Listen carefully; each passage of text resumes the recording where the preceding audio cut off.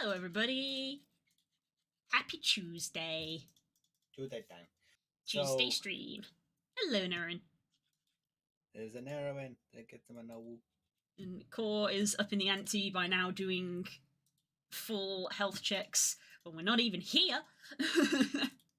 It says a lot about me that I saw your GIF usage and I was like, oh, is there some C-related nonsense with that theory you had for AJ's campaign? And I was like, then I tabbed over and I looked and went, no.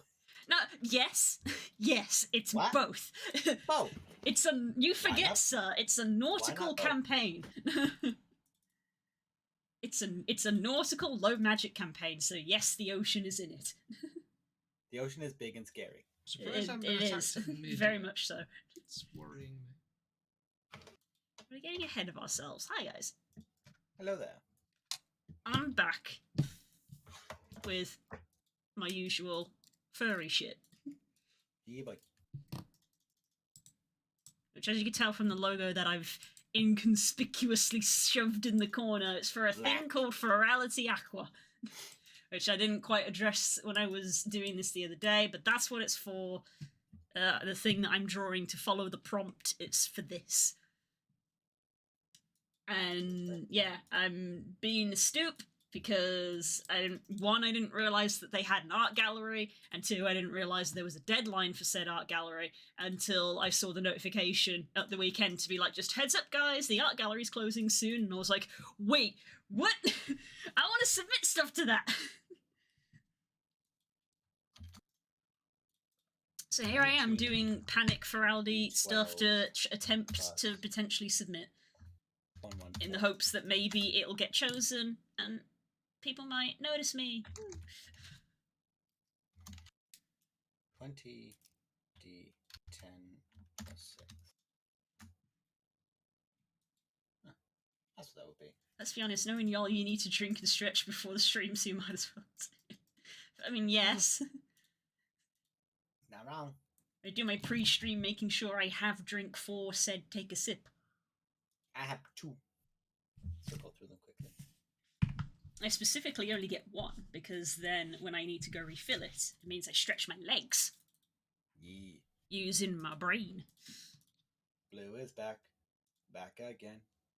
Blue is back. Shanana again. Yoga and tea are good. They are good. Very good. I shall save the cup of tea for slightly later. I'm still somewhat full from my dinner. Sometimes I'll walk into the room in the living room and just like look over and just see Stacy stretching, and you'd be like, "You're alright." It's like, "Yeah." Like, why are you a pretzel? Why are you pretzel? See, in VR chat, we say that people are pretzeling when they've like taken their headset off or they've put their controllers down, so their avatar starts like mangling in on itself, and we always go, "Oh, they be pretzeling." Oh, Lord, they pretzel. Oh, they pretzeling. 108. Very funny when someone's in full body and they like take their headset off to go get a drink, because quite often you see them take the headset off so the head sort of goes up a little bit and then bends down, but the feet walk away because they've got the full body tracking on. So that their torso just kind of stretches ever so slightly as it's like, oh, I've left my head behind. It's very weird to watch. Oh, if I'm using that calculator correctly, I now have Gregor's actual health. Ooh. Beefy boy. Oh, absurdly. Good. Funnily enough, he rolled a good few 1s. Oh, wild. Rolled 6 1s. The difference being is that he's... Oh yeah, of course, I forgot. I need to add another 18 to that. Yeah, another 18 to this. That's sounding quiet. 21.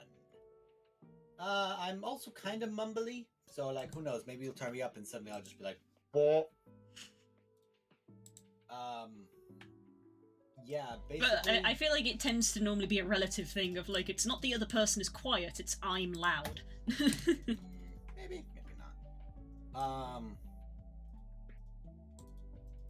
Yeah, so basically I decided, I was like, I went back and I looked at older things, which I do enjoy, and Spook kind of made me think of it, because you can go back and if you look at older NPCs from different settings and such, there were some times where there was just characters who were like level 15 in one thing and level 10 in another, which is not possible, but they're an NPC. So I was like, what happens if Barbarian and Blood Hunter go? Yes. Squishy, squishy, squishy, squishy. Let players do it, damn it. No. They keep making stronger and stronger monsters, but they keep limiting players to CR20. To level 20, sorry. It's like, huzzah! Players should stay at CR20. Huzzah! Here is a new CR32 creature, and it's like, cool, but players are still stuck at level 20! Let me get stronger! Jesus Christ, I'm getting overwhelmed here. Let me make this very clear. You guys took on Zalto, who was at least in the 30 bracket. Like, you guys took on Zalto, and you guys weren't even level 20. Oh my god, how many of these have they got? They've got And two with that Bofas point of set up, logic, right you next also to had a one wizard who another. was primarily think I doing can a take the secondary save. role and not just like nuking the shit out of him or buffing up people. Yeah. So That was all I could say to people when I've had people ask me, just be like, I don't understand. You only go to level 20, but there's stuff that's a higher challenge than that. And the best way I could explain it was like, you're meant to get friends to help you, which I know sounds weird, but apparently, yes, that's the best way you can do it. the thing about it as well is that what I always see as a ruling is that CR20, or whatever CR it is, for example, a CR1 creature is a medium encounter for 4 players of that type. That's the rule I keep in my head. So a vampire is a really, really strong challenge for a bunch of level 7 players, because they actually would be. And if they have a dungeon set up and you've been wearing them out as well, all the more. If you just put them in an arena without like different effects or bonuses, that's where they begin to, like, if you just, like, for example, you guys teleported directly on top of Zalto. If you guys had flown in to Zalto, it would have taken you time, people would have probably suffered damage from the fire and the smoke. You would have been whittled down by getting to it. Yeah, because it's the cumulative sort of thing. It's like, because Oh, like, if you, even though the CR system itself is incredibly balked, we've talked about this a million times on this channel at this point. 100%. When you open up the DMG and you look at the table of the traits that it has when you're calculating CRs, it has things like that in the calculation. So it's like, oh, if something can do a damage over time, then multiply the CR by this. If something can regen health, multiply the CR by this. It doesn't actually take into account the fact that potentially players can then negate that ability. Which is why it's like, this thing was CR yada yada, but my players steamrolled it. And it was like, yeah, because they stopped it regenning and they counterspelled its uber spells and things like that. They were tactical. Yeah. Which is when D&D is getting to the good shits. Yeah. Like, for example, like, I don't mind saying it because I love Curls with all my heart, but it was an incredibly hard challenge, was indeed our encounter against the Angel and the Kirin, where it was 3 players of level 10 against a Kirin and an Angel, which either one of those entities by themselves is a higher, like a CR 14, I think, for the Kirin, and maybe a CR... No, Kirin 13, and I believe the Angel was 15. Something around that, but it came to a 28 if I'm remembering. I haven't checked those numbers. But it essentially came to a situation of you survive this fight, that's how you win this fight. Yes. So our characters could not physically beat that. But also, I do not believe that if we weren't level 12, we couldn't have beaten that. I believe we could have. Yeah. There were, from how the fight was going, there was the potential that we could have won, especially when that sort of last round was coming around, because like the Kirin was subdued, and it's like the moment you remove a second entity, because of again how 5e combat is built around action economy, the moment you remove an entity from a side, it begins to heavily sway in the other side's favour. So the moment it would have been us versus solely the Angel, that fight starts to get easier for us. The Angel is still a major threat. Yes. Was, I believe, had just not calmed down, and the Angel has the ability to dive in and dive out without prompting an attack of opportunity. Someone would have, like a Tala, would have had to literally jump on top of him trying to pull him down. I was going to. Down. Yeah. If the Kirin, if I hadn't been told that the Kirin was starting to look a little bit on the rough side, my next turn would have been to literally leap off the Kirin's back to then leap up at the Angel to use it as a springboard. But because of stuff that happened in previous turns, and because the Kirin was then looking rough, I was like, okay, I need to just deal with this goddamn Kirin. Get rid of the fucking Kirin, says she. But I would. It's like I'm playing Monster Hunter all over again. Jump on its back. Get rid of the Kirin. You've never fought a Kirin in Monster Hunter. No, but I know you. I know your stories about Kirin. I was confused for a second because for those who don't know, for no one's surprise, her main strategy is usually jumping on something. I play an Insect Glaive. Yep, she plays an Insect Glaive and a Blood Hunter. She likes jumping on people. Because we got to push in. Like, It's a legitimate strategy. It's a very valid strategy. Look at the Jabberwocky. Look at the Jabberwocky. Because like you're on its back. It can't physically try to bite you. It can't reach you. So I was just like, yes, safe place. It's like fighting an Anjanath, and it's like, where's the safest place for me to be with this T-Rex? Weirdly enough, right between its feet, because it can't bite me. Yeah. Got big head in your hands. I just think this plan wasn't thought through. I honestly think a joke like that was made by the animators who said, we're going to make a T-Rex, but the kid has to hide in the corner. Well, the T-Rex can't reach it. What if we made a skit piece about, like, he's just like, I can't reach it. We didn't. He plays as a helicopter. Correct. I'm an attack helicopter. But, And like, it's that's objectively the best weapon because everybody keeps trying to copy us. That's the thing as well, as a fair point. Let's say you have a wizard, a fighter. I'll just say a fighter. A wizard, a fighter. A rogue, we'll throw a rogue in, because there we go, we got the 3 staples. And let's say we have the typical D&D ranger. We have an archer. Put them at level 6 or 7 against a vampire, and like they've gone through a dungeon that he had as minions. That vampire is an incredibly hard challenge for them. That is a threatening TPK perpetually until a charm gets hit off, or he gets like a lucky crit, or he bites the fighter and takes him out. Put him against a paladin, a cleric, a blood hunter, and an artificer. That vampire is in fucking trouble. Yeah, that's the reason when Nemo ran Dread Souls for us, he was like, I'm not going to tell you it's Curse of Strahd because you're all going to play clerics and paladins. And he was right, because we didn't have a single cleric or paladin. And the moment he was like, it's Curse of Strahd, we were like, oh, fuck. Oh, no, it's still There was also that tragedy of it, of where I was like, oh yeah, I might play a paladin. And then I was like, oh, but I have an idea for another character. And he just said, go for it. So I got like, he knew. no. He knew. He knew. He was like, He knew what he was doing. Go right ahead, buddy. Make that choice. That's not gonna bite you in the ass. But like, that's the difference of like that CR for a vampire for that party. That vampire CR is probably CR for the fighter, and the others is like CR 10. Like, you know, it's a really serious threat. Yeah, like we just said, like that CR has been calculated for every class in D&D, but as we know, it doesn't technically work like that. A vampire's CR is lower for someone who is a cleric or a paladin because they can deal with them a lot easier, whereas for a rogue and a fighter, that CR is technically higher, but obviously in the game it's just presented as a singular number. Yeah. They can't do that. So that's one of the things of like, yeah, it's Curse of Strahd, everybody knows you want to play as a cleric or a paladin. It's like, well, technically, because of how 5e works, that adventure won't have been made that way. It won't have been made intentionally harder because everybody's going to play a cleric. It's like, no, some people will play as barbarians, so it has to be balanced. Ish. Yeah. It's still a hard campaign. There's still nasty stuff in it. Yeah, Curse of Strahd is a default campaign. The thing is that what I've seen is that a lot of people have gone to Curse of Strahd and said, yeah, I'm going to use Curse of Strahd, and they go, oh, they killed Strahd.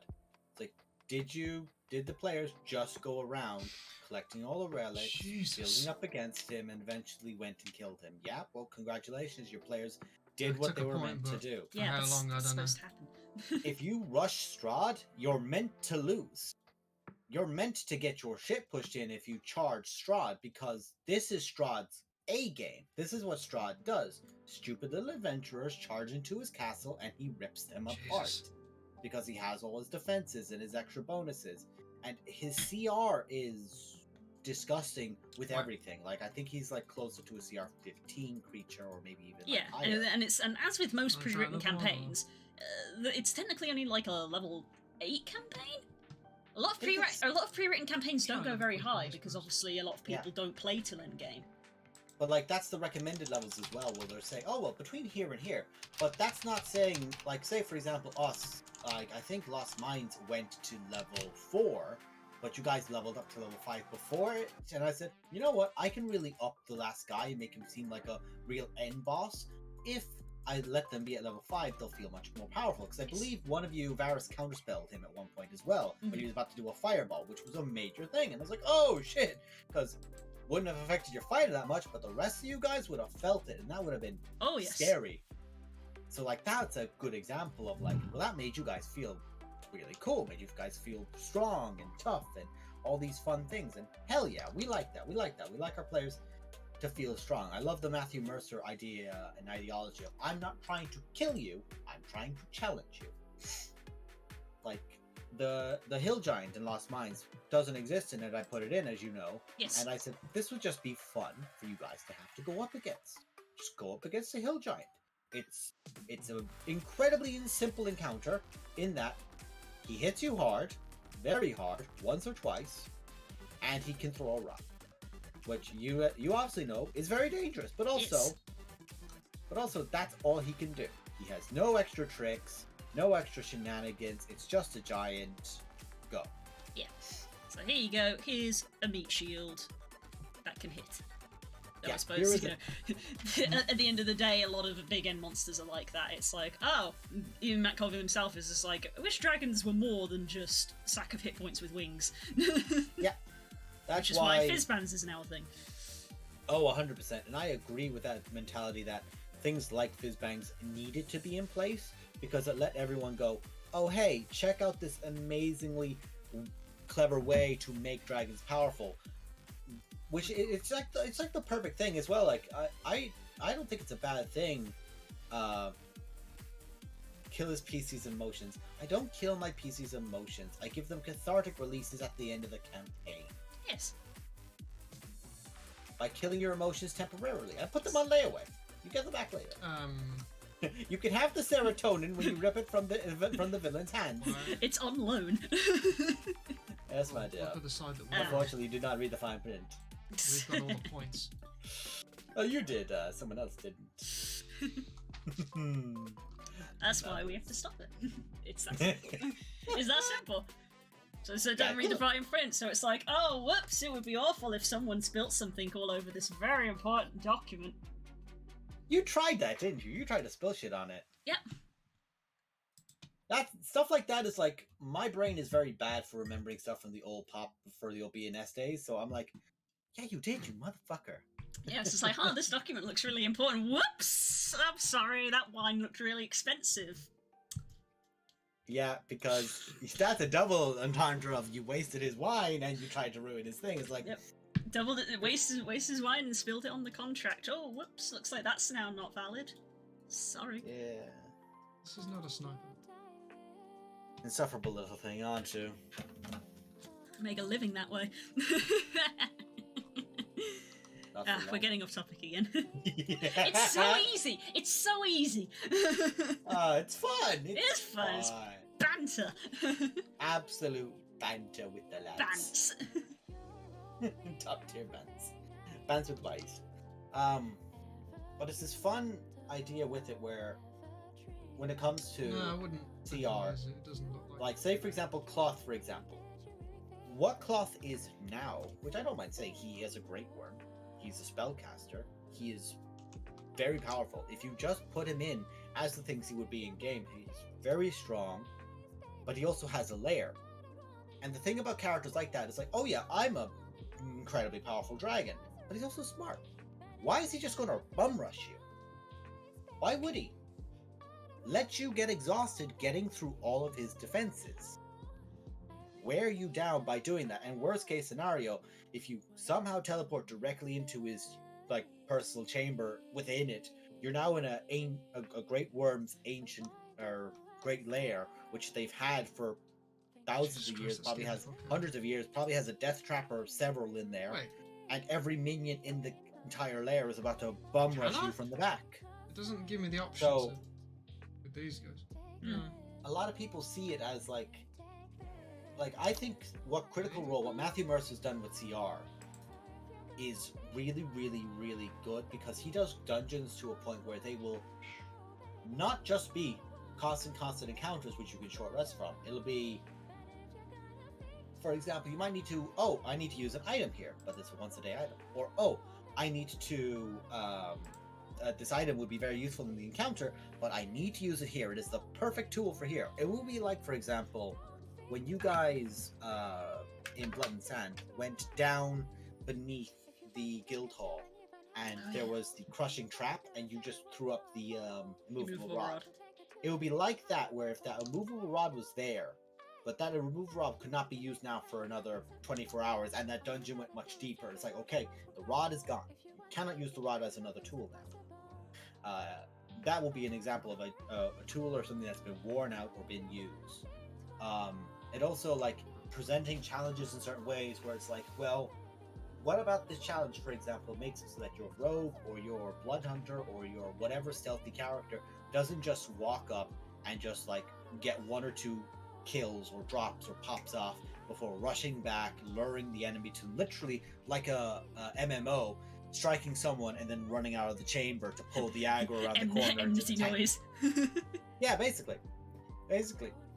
Like, why don't you do that? It's like, well, what could the enemies have? Like, maybe in that room the enemies have a switch that can either put poison gas, which would be a really good one, or a very easy one is you're in a pit or you're in a long corridor and the enemy sees you from the end of one corridor and, like, they close an iron door as they're pulling a latch, and from the far end a gelatinous cube just goes and just comes towards you.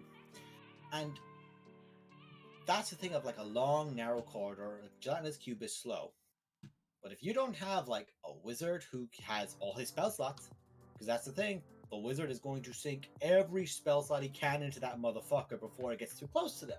Yep. But also, if you're only 4 guys, you got 4, maybe 5 attacks in a turn.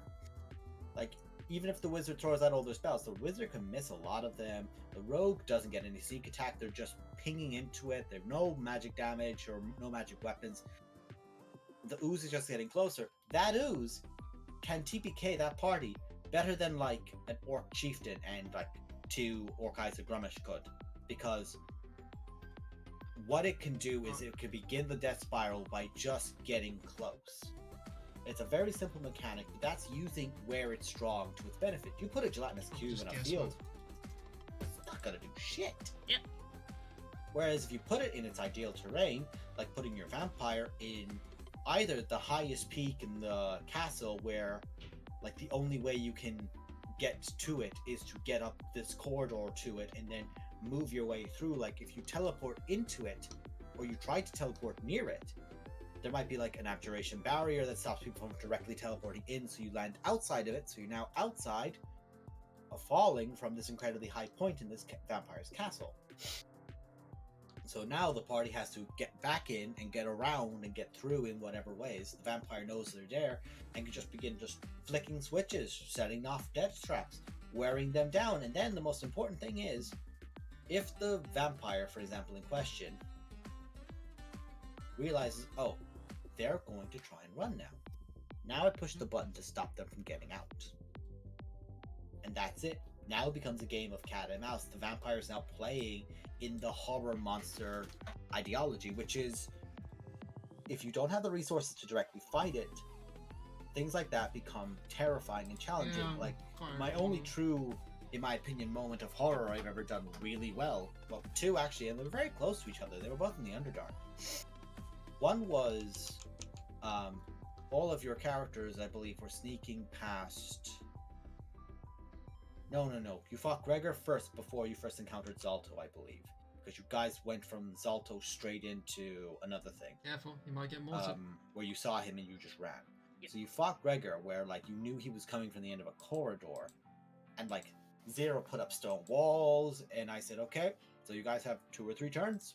And just describe the sound of the walls getting smashed. And smashed. And you couldn't see him at that point, so you had the idea the monster's out of sight. You don't... The fear of the unknown is always the best part, and the howling is ringing throughout, even through the stone. Yeah. It's indicating he's coming, he's powerful, he's a threat. So everyone had that, and it was in tight enough spaces, so you didn't have a lot of movement, which is also good. denying the ability to flee can like really challenge. And again, put Gregor in a field, you can kite the motherfucker all day. It'll take a long time, but you can kite him. Whereas you put him in like a cramped underground cave, it's amazing.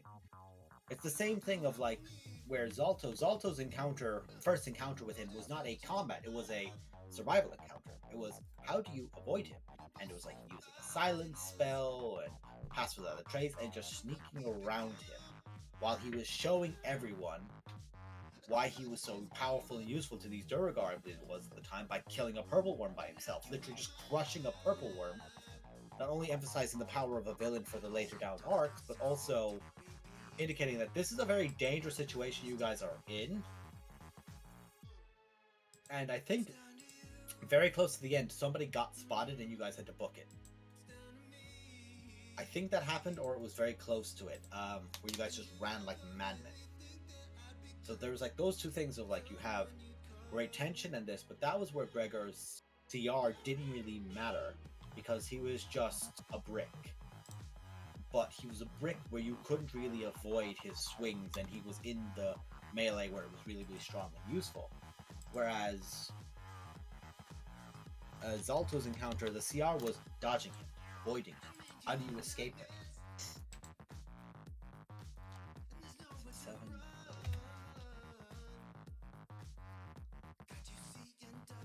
And that's where it's fun. I like it. I think it's cool.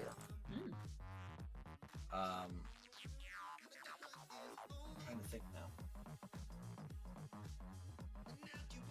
I think CR is really just a guideline of like, like for example, a Tarrasque CR is 30, I believe, or 28 or something like that. It's a really high CR. The Tarrasque does not deserve his CR because by the time players should be encountering a Tarrasque, they're going to have 600 tools to deal with him in his 5e form. A 3.5 Tarrasque could absolutely, if he was just directly take his stats, take his abilities, and just transition them over into 5e, he is immediately a world breaker, like without question. A Tarrasque isn't a CR, it's an event. Yeah.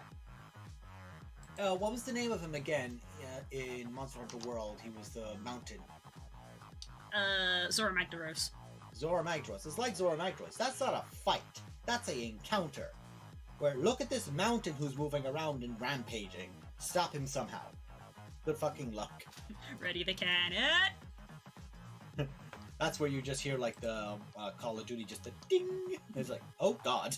To be fair, like the Zora Magdaros like base fight was like it did its job. There's occasionally Monster Hunter does moments like that where it's like it is just sort of it's a big just F off massive creature, and your regular weapons don't really do anything to it. Yeah. So you have to man the siege weapons, and unfortunately because of the way the game is made, it's like it's not a cannon game, it's a weapon game, so manning the cannons isn't as interesting, but it gets the point across of like it's a big thing and you've got to use these special weapons to fight it. However, the Arch-Tempered Zora Magdaros, it will probably go down as one of my most memorable fights ever, because all they did was they literally did the Arch-Tempered treatment is basically its health is quadrupled and its damage is also like doubled or quadrupled.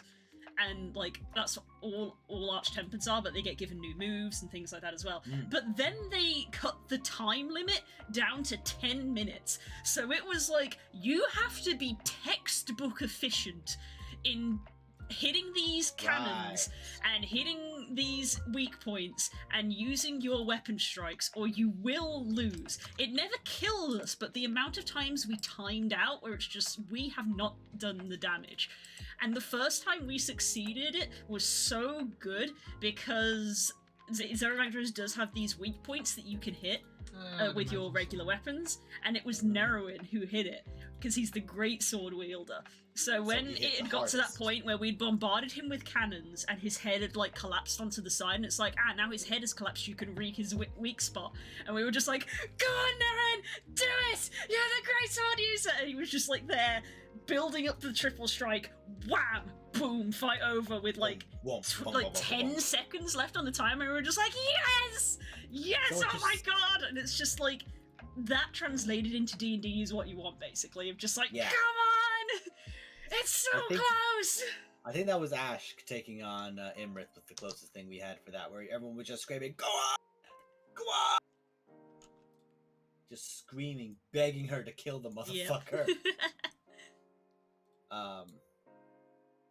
That's a fair point as well, is that, like, yes, that's 100% what you want. You want people to be just screaming, like, in that enthusiasm. But, like, I always get that concern because when you guys finish my stuff, I just see you all sigh, like, oh, thank God, fucking dead.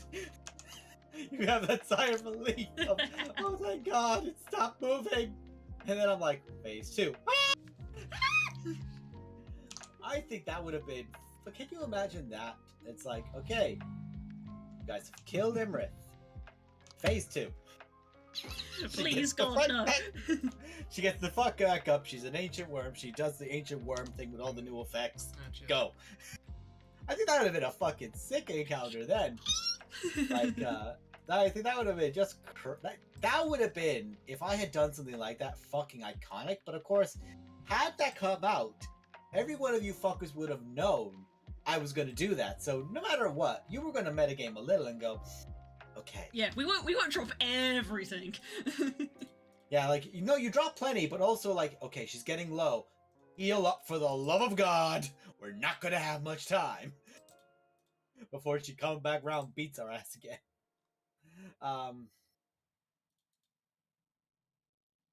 But like that one, that's cool. I enjoy it. I think it's awesome. Pulls out Dragonator. Where's my Dragonator? Holy shit. I assure you, Rockfen is probably trying to build a Dragonator somewhere. So much They're SMG. very efficient. And that makes monsters like God Mazios even cooler, because out in this world, yes, there are Elder Dragons who have gone, these things hurt a lot. Picks up and turns and points at humans, and everyone goes, ah! Wait, what? There are monsters that use Dragonators against people. That is fucking hilarious. It's cool as hell, isn't it? That's fucking awesome. Also, there's Monster such, like, Hunter is a good franchise. I've never said it wasn't. Never said it wasn't. But Terrifying. there's something so fun about that concept of like, this is dangerous. But everyone's like, okay, guys, the monster is there, and then the monster clearly has that moment of intelligence. Like, I love it whenever you can see a creature think. Like, I know there's kind of controversy because they used certain things recently, but Hobby Playtime 2, it had like the pink version of Huggy Wuggy show up. Oh yeah, Kissy Missy. Kissy Missy. And she shows up and she like looks at you. Dead on, like, she's clearly like, there's clearly process going on in the head. Looks to the switch, looks at you, looks to the switch, and just... Yeah, it's a very, very significant moment that like isn't talked about because it's like it's not a scare, but Yeah. but like the animation and all that's a very significant moment. I remember watching that and I was just like, oh, Why okay. is she not attacking? She's just helping? Question? And she's choosing not to attack because she knows that switch opens the gate. So she's opened the gate and then walked off, not opened the gate and then ran after you. Yeah, Which is what she's Huggy Wuggy actively- did. He came through, when he first appeared, he opened that door and came running it and walking after you. How you down, my butt face? That's kind of what was happening with him.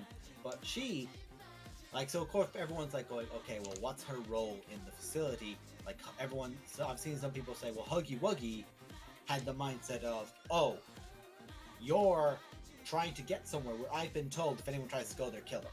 That's what a lot of people think Huggy Wuggy was doing. Because Huggy helped you at the start when you were going through areas which you were allowed in. Because he did. He was watching you for a lot of it, but he gave you the key. You wouldn't have been able to progress any further without it. But at the same time, I think Kissy Missy, something about what you're doing does not break her This might think programming progressing of is easy I for have us. to stop you, or I have to attack you, or I have to hurt you. So she's okay. She's like, Yeah, all so right. that's what the tapes say. The tapes say is that Huggy Wuggy is the most successful experiment because it's the most, it's the best Obedient. combination of like Intelligence intelligent and and obedient, which implies that Kissy Missy not necessarily obedient. But here's the interesting thing: Kissy Missy came after him. So when he made that record, Wow. Kissy Missy might not have been made That's- yet. That's true. as a fair point. Don't know what number Kissy Missy is. She is a later number than him. I know she is. I don't have her number. But yeah, it's probably said in the tape, and I just don't remember. So you've watched the full thing, have you? Yes, I've seen the whole thing. Okay. I'm just gonna say, I love her with all my heart. The voice actress who played Mommy Longlegs. Yes, That very bitch well scary. done. Brought a lot of character to the character. Yeah. She does. Funnily enough, you've probably heard her voice beforehand because her voice is on for multiple things, but also her voice is on Auntie's playlist. She sings "It's Tough to Be a God." Ah, of course. She's one of the voices in that because, of course, she fucking loves it. She has time for life. Go off, Queen. So that's one of those ones that I always enjoy. I think it's really cool. Oh, got some camera. Awesome. But her death, I don't think that's ever going to go away in my head. Yeah, Of God, that there's obviously really- there's a lot of flaws in that game, and Oh, there's a massively. lot of flaws with the studio, but we're not going to talk about that. But the art team and the animation team, my God, that's some of the best animation in games I've seen in a long time. Yeah. And as we just said, the voice acting is Elsie spot on. Lovelock. Elsie Lovelock is the one I'm thinking of. I'm pretty sure she is the one that yeah, she did. Elsie Lovelock was the one who did Kissy Miss or Mommy Longlegs.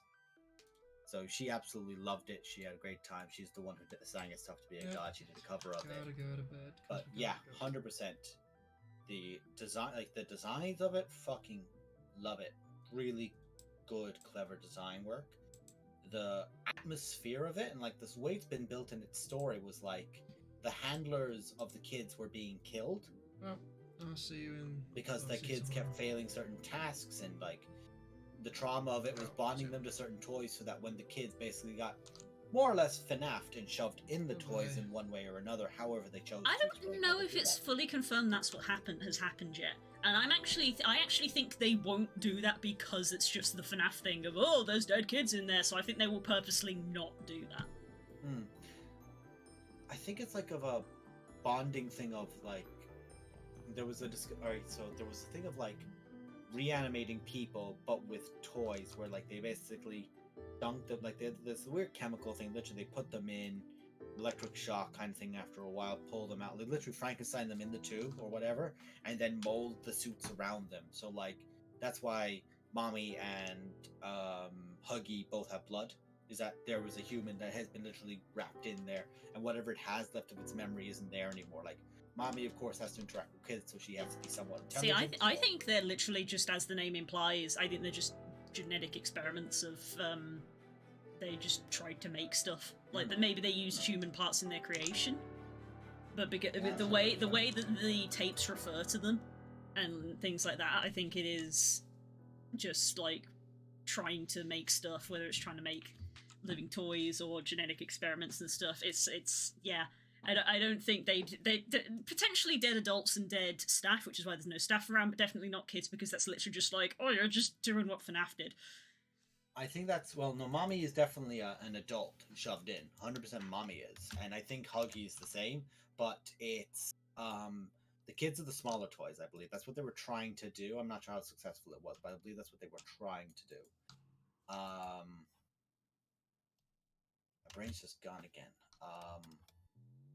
So I think that's what they were trying to do, is like that kind of thing, because Mommy would not, like, I think that I saw actual like documents from it. It's like, so long as we keep experimenting on the kids, or like not those words, but like, as long as we keep doing this when we're around kids, she'll never attack us.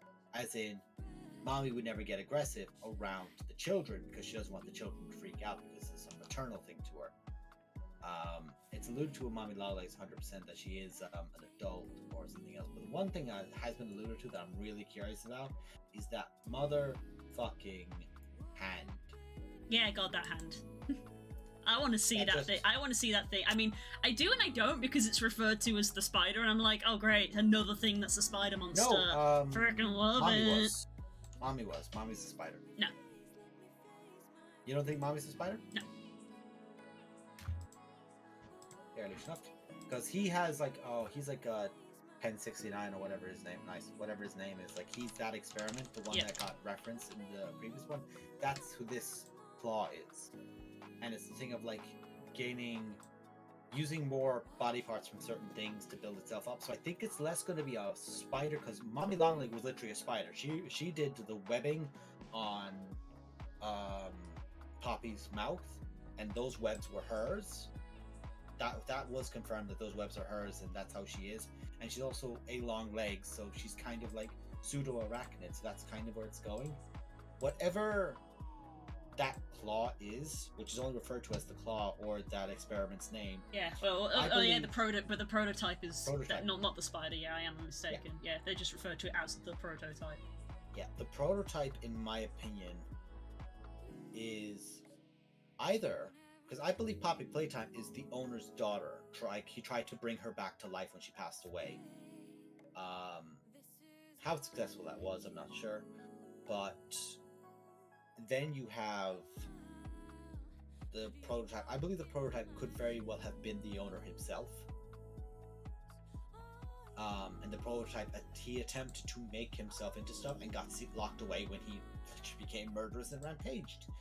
Or maybe he donated his body to science after it, potentially. So there's one theory that because of like the dates and like the fake adverts that they had in the game, that implies that Poppy was like the first toy that was made. Yes. So the theory is that that she's a person, daughter, wife, whoever it could be, that was successfully revived in this method, but they then couldn't replicate it, which is where all of these other toys are coming from. It's like they did it and they went, cool, how did we do that?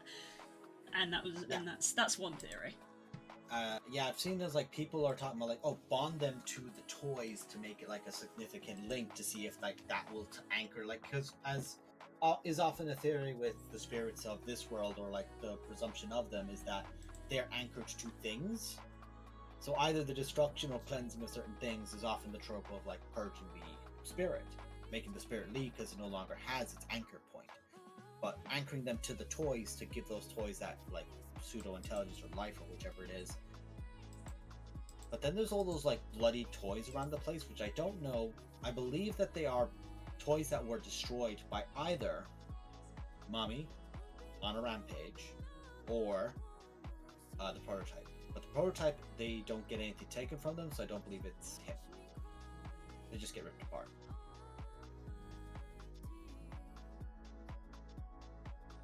That fucking, I do just remember that machine just like going, like her going into the machine, and just the way that roar gets like warbled. Just fucking, stuck in my head. Really, really good monster design though.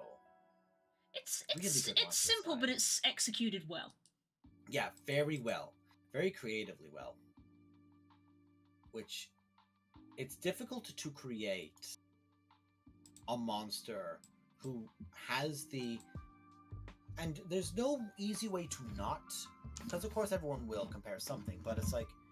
FNAF had the, oh, this is what a kid would like. Here is the cool, funny, sweet toy. Like how there was a lot of people who absolutely love Chuck E. Cheese. However, there's an infinite like section of people who also look at them and go, "That's fucking scary."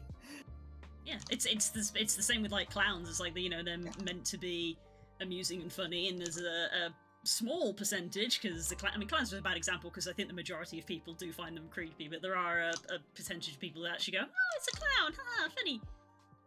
Yeah, and they're usually the ones who are like, you got too close to the clown. Yeah, okay, they hit her face. Let's move on, guys. Christ. But to convey, like, oh, look, this looks like a fun little child's toy. Like, I know there's, like, a Stretchy Missy, or, like, there's some sort of 90s one with, like, elastic hair. Yeah, Betty Spaghetti is the very obvious inspiration for... Betty Spaghetti is for it. Yeah, depends on the clown. Cirque du Soleil clowns are beautifully designed. Yeah, that's kind of what we're getting at. Is it depends, and it's about breaking norms and things like that.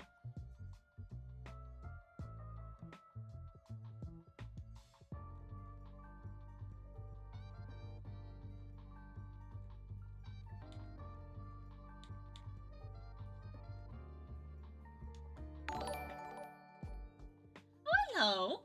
Belgium raiding me. Hello, friend. Thank you very much for the raid. Raiding with Very a buddy. much appreciated. I now realize you need to do an animation for when somebody's raiding you. You'll have to do a little notification for when someone raids you, so you can just go, ah! I need a voice clip that's like, here they come. Oh no, they come! Just imagining like Blue opening a door and just like a bunch of silhouettes just like run her over like something like that. Something cooler, quirky, something quirky. Hope you're doing well, Belgian. Good to see you, bud.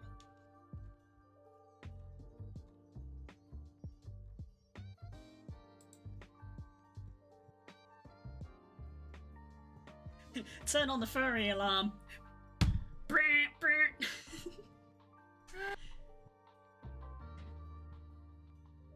Hold on, I'm still in VR. Yeah, that checks out.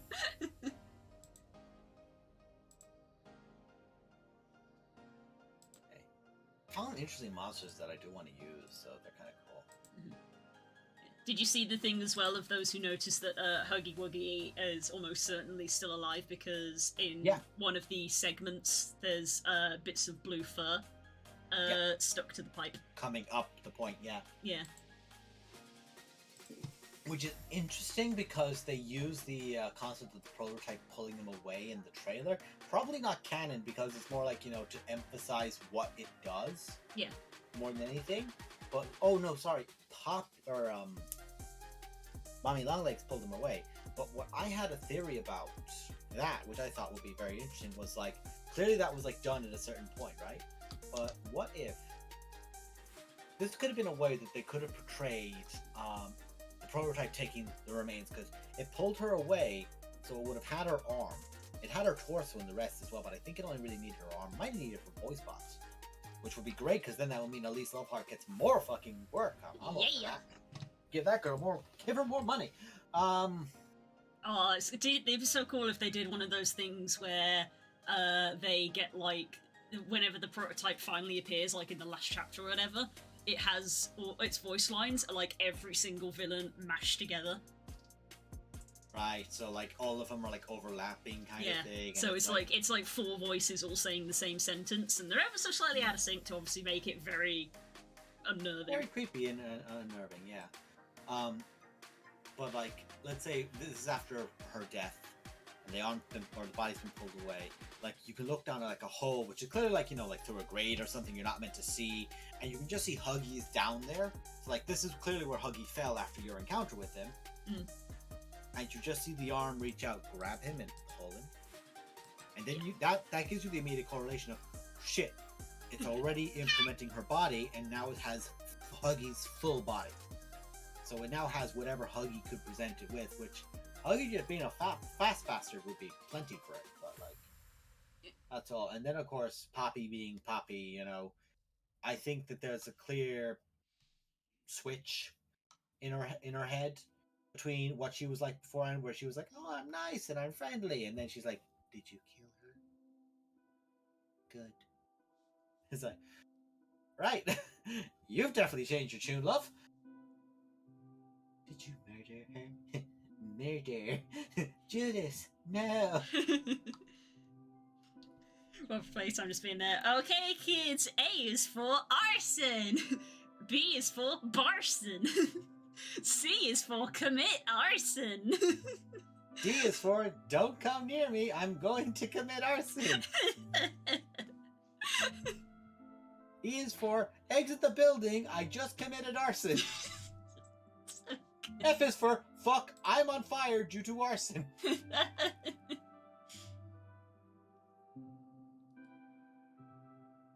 I do like a good indie horror anyway. Like, the company needs to get its shit together with the stuff that they were trying to do, because I honestly, I'm not going to talk about it too much, but like, it's such bad PR that it's good PR to say that you don't do it. Like, it's good PR to not do it. Yeah. So like I remember seeing like the Despicable Me like PR teams on Twitters and like saying they won't do it, and then like they like post up a thing saying they will, and just linked to something where you could just right click and save the file deliberately as like a yes, go here and save the file. This is how you get one, and it's like you're just ripping the piss of anyone. Yep. Just showing that Spook this is showed what it me, is without a Spook showed paywall. me one yesterday on his phone that he'd saved when he was looking at memes in the morning, which was a D&D item, which was a non-fungible trident. And I read the item description, and it was like, at no point can you actually physically hold the trident. You own the trident, it is yours, and you are attuned to it, but at no point may you wield the trident. That's even worse because it's like, that would be a thing of like, no, you don't own the trident, you own the receipt that says you own the trident. Yeah. You own the receipt. And then the last line at the bottom absolutely creased me, which was, a successful DC 10 forgery can recreate the trident. Excellent. It wasn't even a high DC. No, because it shouldn't be. It should be easy. It's so damn, but I was crying. I was like, oh my god, brilliant. That's the best shit. We love that shit. We love that because that's just funny. That's just funny. Kitty. Kita. Wow, I was in chat. Wow. Oh no, look at that face. Oh no. Oh, she's so unhappy. Oh no, don't put the pot on the camera. Sadie, I'm gonna see you in 2 weeks. Beans. I'm gonna see you in 2 weeks, sweetheart. Beans. Blessed beans. Oh, come to mama. Sadie. No, Sadie. No. Good night. Please be quiet. Sadie, I compare you to a kiss from a rose. This was great because I just tabbed over to look at you, and I always forget that when you tab over to look, there's like a delay between what I hear and what's going on screen. So I could hear you sing Sadie, and your mouth ain't moving until you go with no audio, so you're just going. Good night, sweetie. What are you Slap doing that now, boy. child? I'm gonna slap that boy's butt in 2 weeks.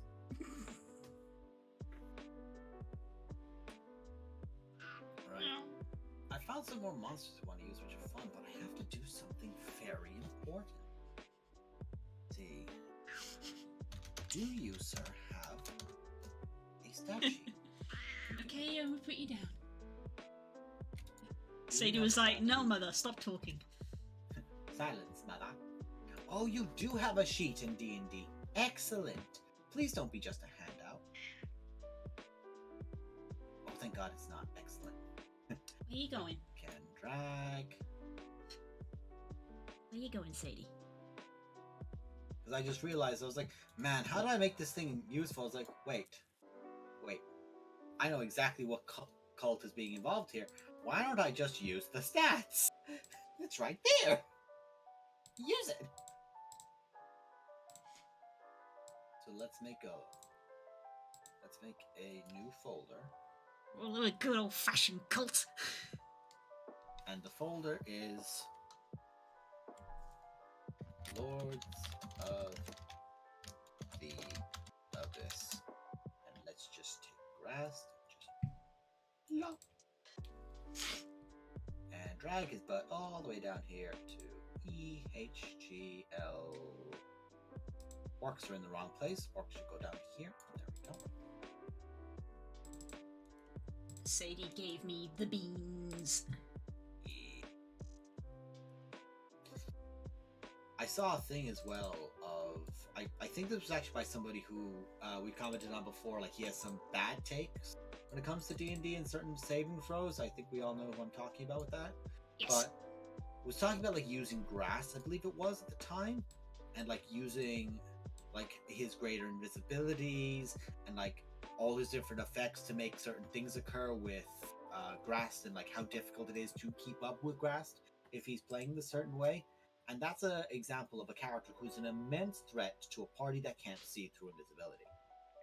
Because, like, your party, for example, will never fall for that. Either of them, because you motherfuckers will just say, detect magic, or you will see invisibility to see exactly what he's doing. We are specced into sight. You're expecting to sight, and Nesnar's in the corner going, really the reason I work with them is because there's no marketable field around them. It very much is so, Belgian. It's a gorgeous bit of work that she's doing right now. Thank you. I did have a thought as well. You know how I know you were looking at lionfish as like your reference point, but you know how like lionfish usually have like a crest or like a mane of spines down the back kind of thing? Mhm. What about that kind of up the arm where it's like multiple spines at the top of it? You can sort of see here on the sketch that that's the spine. That's where I see. yeah, Excuse me. that's where the lionfish came in. Right, Yeah. right. Gotcha. I'm at the lining stage. I'm not changing things. Nope, I don't have, but Batman. But yes, you can see I've already done that. Haha, the cluster is too strong once again. Shit. Haha. Like that's an example right there where like grass, terrifying encounter if you can't see him, or terrifying encounter if he manages to teleport around constantly, which he can do as an action, or do damage, or he has all his spellcasting powers. But like those are things like grass is not dangerous because he's like the angel we fought with Curls in that way of like his direct stats are not the threat. Him making all of you fight each other is the threat. Yeah. Like he can just say, dominate person, sure, let's do it at a little bit of a higher level.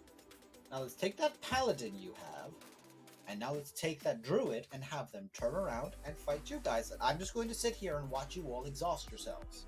Take away the guy who has got the control and the means to resist it, and take away one of the more powerful spellcasters and aim them at you guys. Now I'm going to teleport away for free. Bye. And just let you all sink shit into each other, then walk back up and go, I can do this for free. And do it again. That's a case of, I'm just going to make you guys keep struggling. And very easy. It's like, okay, protection from good and evil. It's like, okay, you don't have enough people to do it on all of you. You and you, start fighting. So then you have to either change your controls or attack someone else. And again, just decides to leave again. That's where he can just whittle down your spell slots by making you use spells to protect each other, wearing you down, and suddenly y'all have that challenge. What on earth did you link core? Squad, I hope you're taking notes. Write that down, write that down.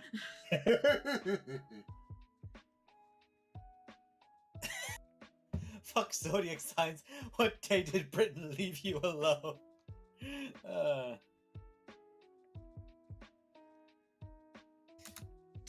believe it was May 9th, 1994. That's when I was born.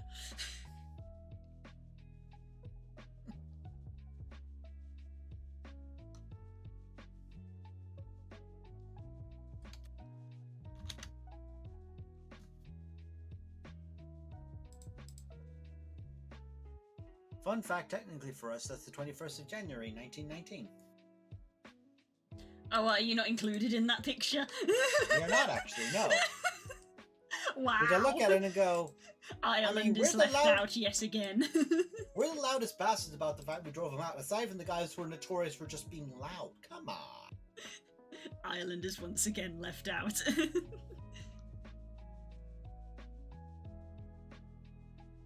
For your age. Oh, stop!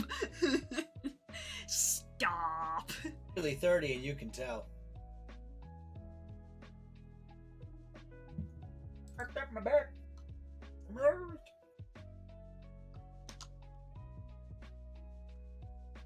So, Blue, Yes. we've been talking about D&D. This is true. In fact, before we engage in this conversation, because I know what it is, I'm going to take this opportunity to refill my drink, make a cup of tea, and also go to the... This is me Cool. taking my break. I'm going to keep working and vibe here with the crew while you do. Okay. And while you do that, then I'm going to then, when you come back, do the same thing. I mean, you're welcome to do it at the same time as me, and I will just cut to break screen. Okay. We That can. works. I have a break screen. We can cut to break screen. We've already been at this for a little over an hour, so we can cut to break screen real quick. Yeah, we'll be back in a bit.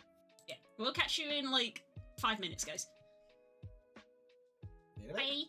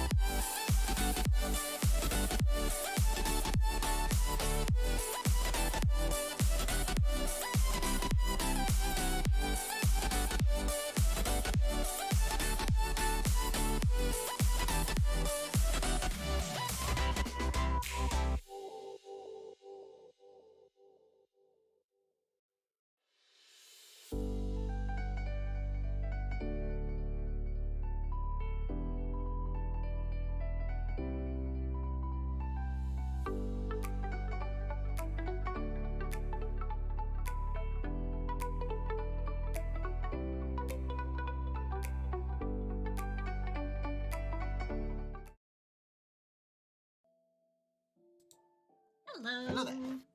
We're back from our break. Hope you all took that opportunity to stretch your legs as well. Yeah. So you can We care both for definitely did yourself. not make old people noises when we got up and went, hey! My knees! Oh, pulling my leg up to my side. That's really hard. Stretching my leggy out. Stick the leggy out real far. Bring the leggy in real close.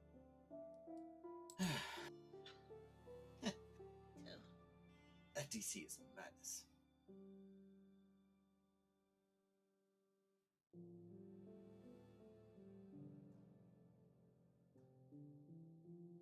So then, my dear friend, what happened in your game with the LJ?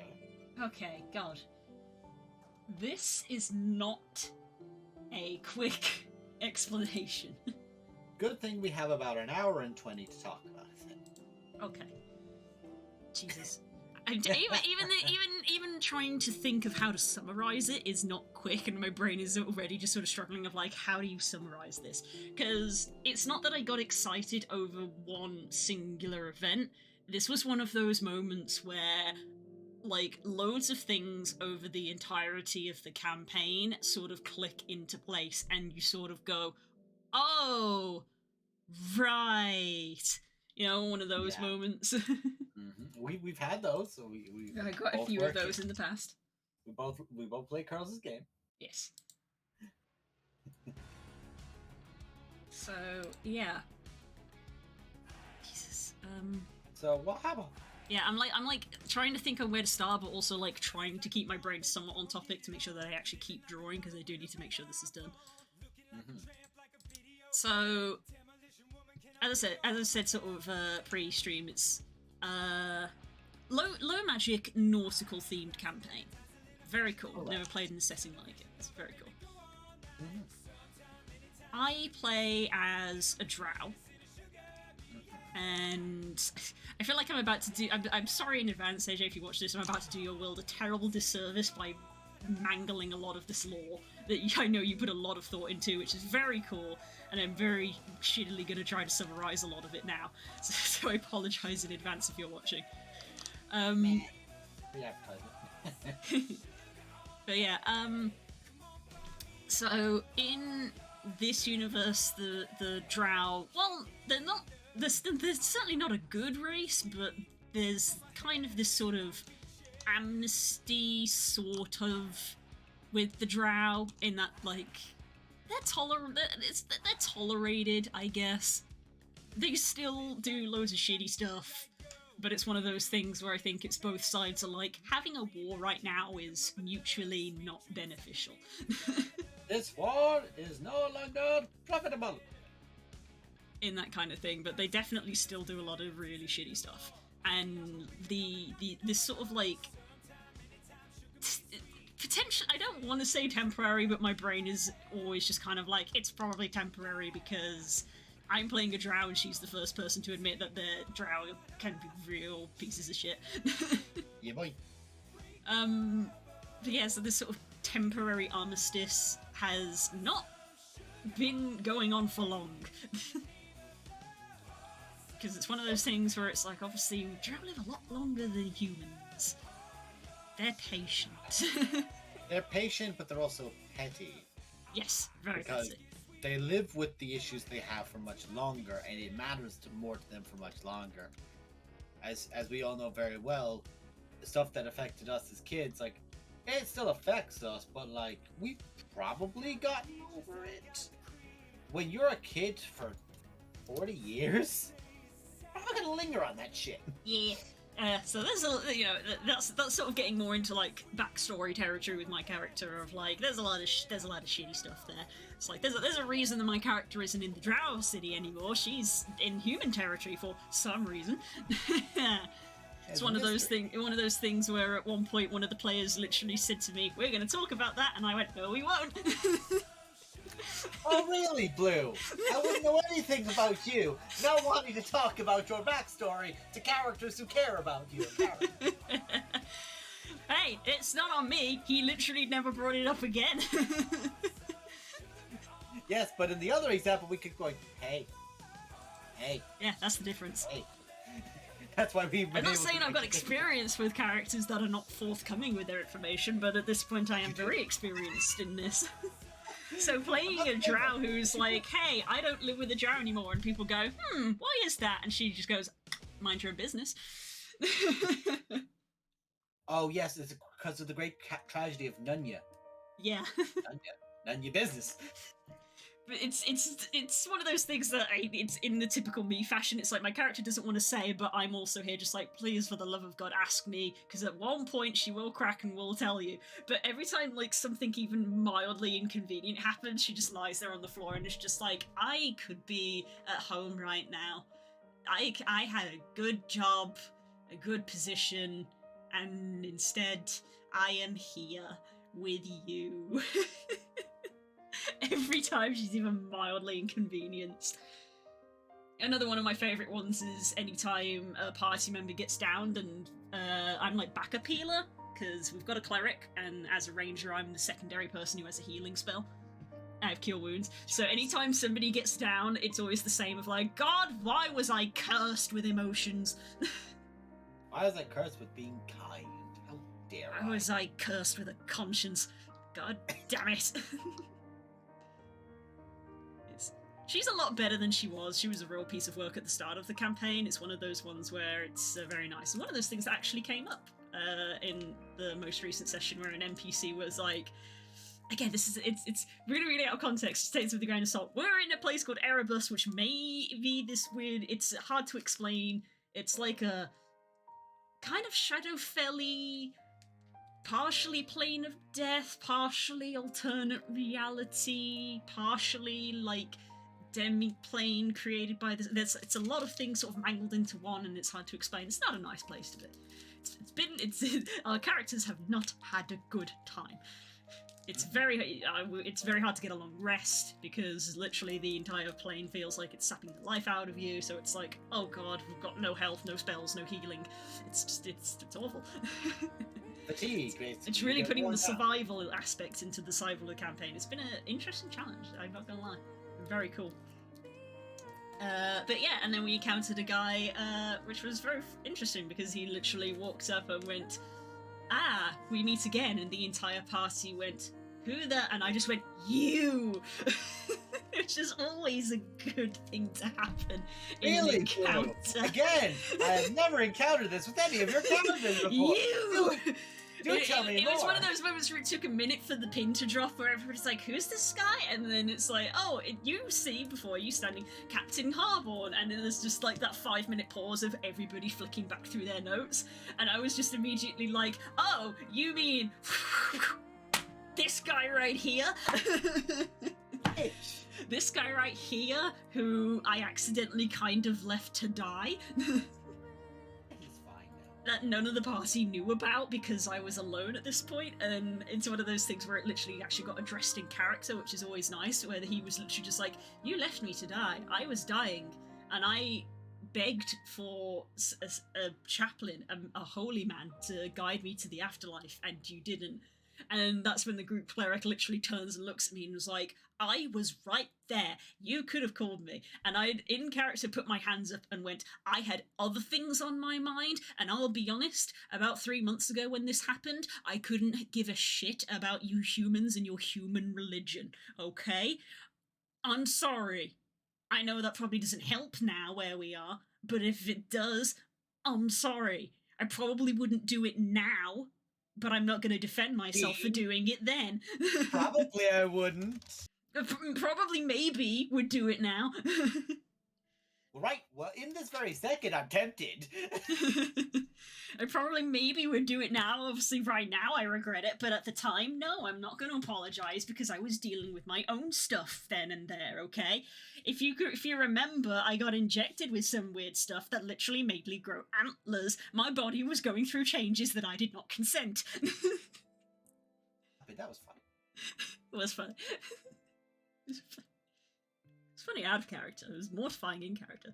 Anyway, yeah. And it was what was satisfying was that even the other players were like, no, that's fair. And I was like, oh, good, that's nice. Good. Some of you have common sense and are aware that this was fucked. It was very nice to try to justify my actions and people to go, no, okay, that is justified. It's the whew kind of thing. Anyway. God, I wish Thane gets that. It's It'll like, happen, oh, don't worry. And it's like, hey Thane, why'd you specifically do this thing that definitely didn't break Tala's trust? She had just acted like my dad for about 20 minutes to me that day. So it wasn't that loyalist. Yeah, it's one of those ones where, again, there'll be a moment in it kind of did already happen, actually. Tala did have that moment where she turned around and was like, look, I've been a real piece of shit. I get it. I'm sorry.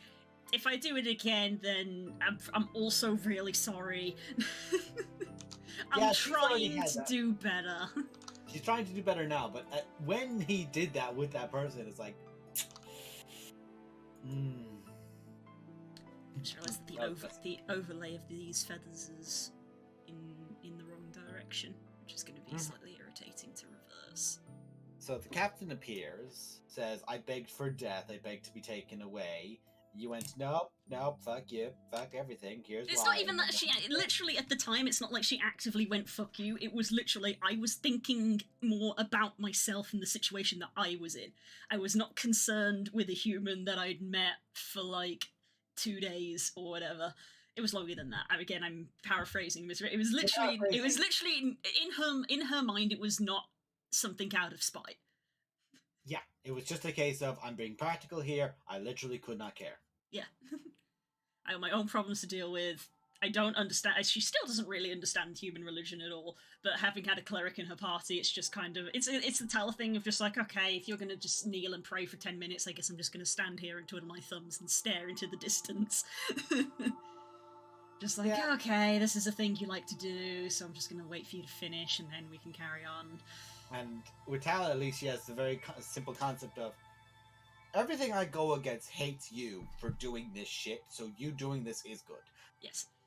So yeah, so it's one of those things where it's like the fact that we encountered this former captain in Erebus, it was basically the implication that the whole reason he is here in Erebus was because of my actions, because his soul was not put to rest. He ended up in this dark place, and that's why it was the whole, oh, it's your fault, and that's when I was like, hey, in my defense.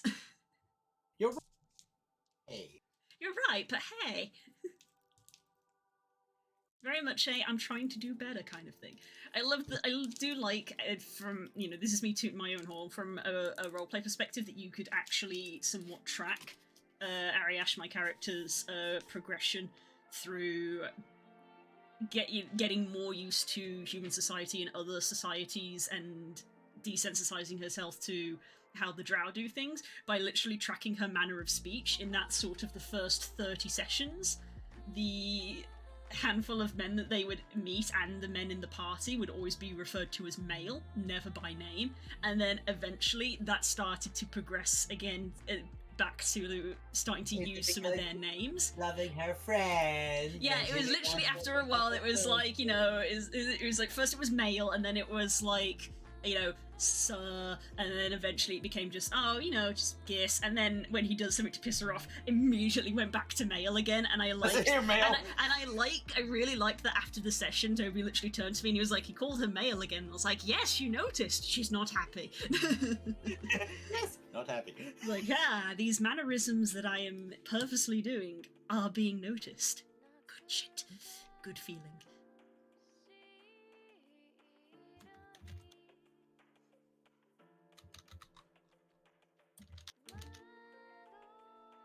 So, he's basically been put in this place because of your character. What was the byproduct of this, then? Well, in this case, he was being like a ferryman. We were like traveling through this place to try. Oh, he had like a Charon kind of. Yeah, like literally like appeared on a boat, and we were like, oh, who's that figure? And it was like, it's this guy, and we all went, oh. Uh-oh. It's literally like being in a layer of hell, and it's like, hey, you're in hell. Here's a guy you know, and you go, oh, it's a guy we know. Oh, it's a guy we know. Imagine that, like, you go to like the abyss and pop, and you like, oh hey, look, there's like, there's Gregor. It's like, what do you mean there's Gregor? What's he doing here? It's like, oh yeah, that's what he did. Yeah, it's like I can't remember what it was, but Sam did it in Critical Role of like going to some. Oh, it was balls. I've not forgotten his name. Not Scanlan, the artificer. Oh, Terry. Terry, yeah, it was Terry. It was when Vex was like, "Hey Terry, your thing works," and he went, "Oh, oh." Oh yeah, when she used the coin for revivification. He put a revivify in the coin, and she was like, "Your coin works." And it was like, "Oh, it worked." Oh, you had to use it. And there's like handing off Keelan to Vax, who I could picture. I can go back and I can picture in my head that exact moment of like put any of our characters in that position where like, oh, by the way, here's your friend, and they're just coated in blood with a 1,000-yard stare. It's like, what happened? What happened? Oh. Whereas like, you know, that's you're caring about your friend's character. Like, oh, where if it's your character, like, way shithead, you got trapped, you got smacked. Everyone laughs at their own character, but when it's someone you care about like that, it's like, oh. It's why whenever we were in Erebus, and again, this is a campaign symbology. Eventually, after being in there for several sessions, the captain that we had with us, our new captain, which again we got through another chain of wild events, it's absolutely crazy, was sort of tracking our movements and trying to work things out, and eventually it tried to work out this map, and he was like, oh, this entire plane is like in a spiral shape. The spiral shape in this campaign is like circles in our other campaign. It's like the symbol of the big bad, and I use that in quotation marks because it's one of those things where it's like, they've done bad stuff, but no more bad stuff than like other people do. Yeah, this is city level villain kind of stuff. Like this is a mob boss. This is like... no, not a mob boss. It's very much it is an entity. Oh, it is an entity, but it was implied that like I say he because they're referred to as the Lord in Black, but I guess it is probably more of a they because they're an entity. But it's one of those things where they don't have a lot of power, so it's said a lot through like NPCs that we've made that like follow them and things like that. You know, there's a saying that's like you do his work and you don't know, and it says that like he can only do tiny things like blow out a match at like a certain point or whatever, or you know, have a piece of paper get blown across the street, just like tiny things. It can't really move and do much, you know. So it's not like a deity, like there aren't clerics to him, but it's sort of implied that like the Empress, who while also being an Empress is also this sort of deific being for humans. All of the humans say like praise to the Empress, and you know, it's like the Emperor. Yeah, it's her Empress. Yeah, kind of like that actually. The cleric is a cleric of the Empress that we have in our party. Ah, I see. Funnily enough, he couldn't heal anybody while we were in this demi-plane, because this demi-plane appears to be... Remember I said it appeared to be, like, created by somebody, but also, like, a death realm? His, basically. Yeah. So magic couldn't work there. And then, and that's where one of those things where it's like, I'm being a drow, it's like, I don't get your human religion because you follow this person called the Empress, but she's not, like, your Empress, she's, like, god, but like some of you talk about like she's a person, like she's alive and is actually ruling you, but you pray to her and you get mad, and it's literally just like, I don't understand. I do not understand you humans at all. I do feel like I need to file a lawsuit. It's like, really, you have the Lord in Black? I mean, looks at the Lord in Black. Hold up. we're doing a color palette thing here. Do not make them fight, but we have a color palette thing here. The lady in red, the lady in pink. There's a few others which you have not met, whose colors I'm not. How to make an NPC title? Title, color. Title of color. TOC. Terms of condition. Oh Christ, terrible. So you're in this plane with the spiral, and you're like, well, this Empress has not done anything too bad, but they're like yeah, it's one of those things where it's one of the, like my character especially, I've sort of talked about it a little bit of like, the power of propaganda and stuff, of how, like, Oh, yeah. being a drow race and drow society, you're taught these things, and then she comes to the human society and all of these beliefs are being shook.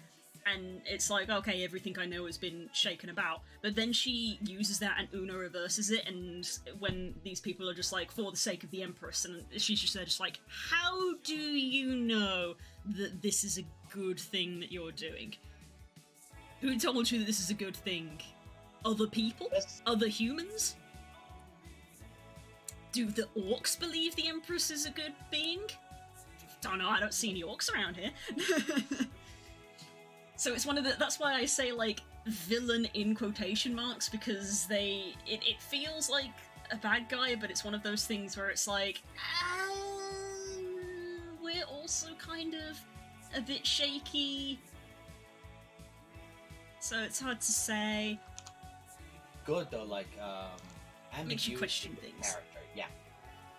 Like, for example, us being able to question Rasan's intent and going like, what the fuck are you doing? Some of this stuff ain't good shit, Chief. Where you at? So you're getting vaguer with it, but what's it like now that you're getting deeper and deeper in there, or have you only gotten so far? So we've been going around this spiral to get to the center, and what's at the center appears to be an opera house. Oh, I see. So sorry, I had a second where I thought it was like a spiral going down, like a drain. No, it's like a flat spiral. Right. So it's more like just like a spiral maze. Yeah, so we started on the outer, like a flat spiral of a galaxy. So we started on like an outer arm, and we followed it round and ended up in the middle. Yeah, I get you. Following it around, and it's this weird sort of Shadowfell thing where different sections are like places from history and past. Like there's the wreckage of a ship that like we weren't on, but like a character's father was on. And we saw like a weird memory from the past and things like that, and then loads of different things. One bit was just like a massive ice flow, loads of different stuff. And now we're ending up in an opera house, which was in a city where a couple of the NPCs were like looking around, and they were like, "Oh, this is Doldrum. We know this place, but like it's slightly different. Similar architecture, but like that statue's different, and that wasn't there.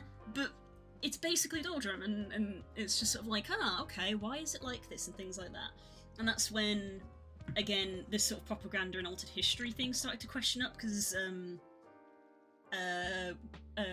Haley playing Clara, one of the humans, actually started to question. She was like, what happened 200 years ago? And everyone just sort of shrugs and goes, don't know. And she's like, yeah, our history doesn't really go any further back than that. And that's when me as a drow, I sort of turned around and went, excuse me? Your human history only chronicles far back as 200 years? Oh, My character's only 75. So that she's quite young. only. Oh. Elves. I know, but still. My character's only 75. But yeah, she was like, your human history only chronicles as far back as 200 years. And you're thinking that's suspicious now? And, oh god, yeah, I'm so sorry, chat. Again, I apologise to AJ, I'm doing such a horrible mangling of your world story. You're making this really fucking interesting. This Gamer. setting that we are in, the place that we are, does not have sunlight. The rotation of the Earth has stopped. That is terrifying. Yes, so the section of literally like the section of the planet that we are occupying just lives in darkness. It lives by moonlight. Hence one of the reasons why some of the drow now come up onto the surface and live on the surface and are becoming a society. It's because, the sun has gone away and we can live on the surface safely now. Hence why drow are becoming more prevalent. Mm-hmm. But yeah, and there's this magical substance called lumen, which is like a stone, which essentially produces light, but it is like actual sunlight. Like plants can survive from it. If you hold lumen up to drow, it burns their eyes. I know this from experience.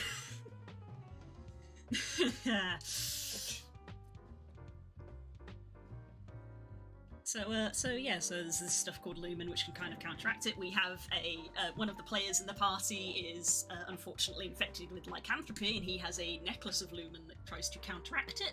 Unfortunately, in this dread plane of death, I keep giving it different names. It's called Erebus, but it's this weird amalgamation of all these things: plane of death, Shadowfell, it's a lot of different things. His lumen isn't working in Erebus, so while we've been trying to get to the center because basically we have no better idea and we're like, that seems like a place to potentially go and maybe find someone and ask what the hell's going on, he's gradually getting more and more wolfish and we're like, oh, this is a problem. We don't have a way to fix it. Now on a time crunch, my gamer. Yes. Which is the best kind of crunch to put your players on. Make them panic, make them think. We're also on the time crunch because, as I said earlier, we can't really get long rests here. The very nature of the plane, like, keeps us awake and, like, stops us feeling at ease. So, at most, we've been able to long rest, like, once over the course of sort of, like, 5 sessions. We are stretched thin. That is... It's brutal. It's really hard. What I mentioned to you earlier about, like, the challenge of encounters, like, that, right there. Wham! That is a challenge. That is your challenge. Like, that is your incredibly difficult challenge. Been great. It's nice because a lot of the campaign is like that. There's a large survival aspect, which is fun for me because I'm playing a ranger. So a lot of the ranger abilities that can sometimes get forgotten, I actually get to use, which is very fun. On a side note, so very fun for me. Yeah. Not how you spell chest. Don't ask me why my favourite enemies are humanoids. Oh yeah, that was something that was very useful actually. Once we were in this city really close to the centre in the Opera House, I was like, I'm going to use my favourite enemy scan thing because everybody's like examining the local area. So I'm going to sit for a minute and do my scan thing. And AJ said, oh, you can detect one human presence in the direction of the Opera House. Which, again, I'm telling you everything out of order. An NPC who was travelling with us disappeared.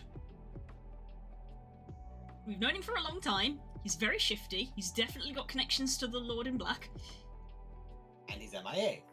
And now he's MIA. He was travelling with us this entire time. He, interestingly, didn't seem to be getting affected by the plane's tired properties. Really? Yeah, really. Every time we try to get a long rest, we're like, oh, I can't do it. There's just something here. And he's just there fresh as a daisy. He's just like, come on, men, you all need to pull yourselves together. And we're just like, what is wrong with you? There's nothing wrong with him. That's the point. Mm-hmm. Very much so. So yeah, so he's gone, and it's like you detect one human presence. So like, cool, well, we know where he is. As we are traveling there, we come into a garden, and it's like, you can see a couple of men standing there. And before anybody takes a step forward, I stick a hand out and I go, they're not human. Because I would know. Yeah, because you just pinged for tracking it. And there weren't any other people here. Turns out I was right. They were constructs. Ah, lovely. Very interesting. But again, another satisfying thing of like abilities coming into use, and again, it's just something very cool, a very cool line, I think, of just being able to go, that's not human. That's always a fun thing. That's always a good one, not gonna lie. Where you just have that hand raise of just wait. Just that kind of it's that fun idea of like in the woods seeing the deer and going, oh, that's not a deer. Walk away. And the deer turns and looks at you. And you know, then you get that like, and then it stands up. You know, it's on its front legs, now it stands up. It's like, ah, shit. That's the fun stuff. We love that. Right, I got some really good dungeony stuff there, because I'm actually going to give this a real shot, try and make this a good dungeon, because I don't do enough dungeons. Fair enough. So I'm using a lot of research with this to do it right. But I've done as much as I think I can with it, so now we're going to transition over to playing the game. Vichiga. Fair enough. Vijamagame. So yeah. In the entire time that we've been... Let's say the entire time. As we have progressed through this place in various places, we've been given handouts, which are pages from an opera program. Hence going towards the opera house in the middle. Now I've explained some details to you, these will start to make sense as I read them out.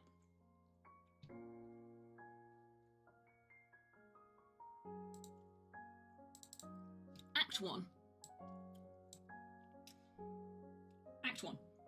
The harsh, cruel Sun Queen is defeated by the noble Midwinter Regent, the Lord in Black, but at great cost. The three kingdoms are left without a sovereign. Underneath is a picture of a dark angel, and it says, "Fade, you vile sun, vanish, at sunset I have won." I'm going to dissect these one by one. So Act 1, that says to me, this is what I was doing to the group. When we encountered these, we were like, oh, they're foretelling a play, probably a play that's happening at the Opera House. No, this when is when we started to get through the session, I literally was frantically messaging Haley in the party of like, this isn't what's happening here, this is history. This is stuff that's happened. Yeah. So the Earth stopped rotating. We are in darkness. The Empress that the humans follow, some claim she's still alive, some claim she isn't. She appears to be this deific being, because she's giving clerics powers. Yes. So the Empress and the Lord in Black fought, the Empress being light, because I forgot to say it's a cleric of light. Yeah. The Empress lost. Yeah. And the Lord in Black won. But the Lord in Black is not reigning on the Earth. And it says here, but at great cost. Right, so he could defeat her, but he could not reap the rewards of the victory. Yes. And there was another handout that another person told us that was like, oh, the Lord in Black wanted to attack the Empress because basically his child was burnt or something. Was burnt by the light of the sun, so it was like, yeah. His child was harmed by her, so he attacked in retaliation. Yeah. But it seems that he's sealed in this Erebus plane potentially because again he isn't strong enough. Apparently could defeat the Empress, but couldn't defeat. Now can't do anything. All he can do is snuff a match. Is the equivalent of how much power he has. Because he's been literally the literal situation of crippling each other. Now no one wins. It seems so. So it would seem. Perfect example of a war. Act 2. An eternity passes, and at last, with courtiers from the three kingdoms, the peacock moth newly awakens from his chrysalis to rule the principality of perfect night that his father has bequeathed to him. Underneath is a picture of this dark angel figure leaning over a humanoid figure that has these black. Hi, moth girls. wings. Hello. Again, another thing that I have forgotten. Along with spirals, moths have been a symbology in this thing, and again to do with the Lord in Black. Like occasionally, you'll open up a book and it's like, oh, there's a squashed moth in it. That's weird, and things like that.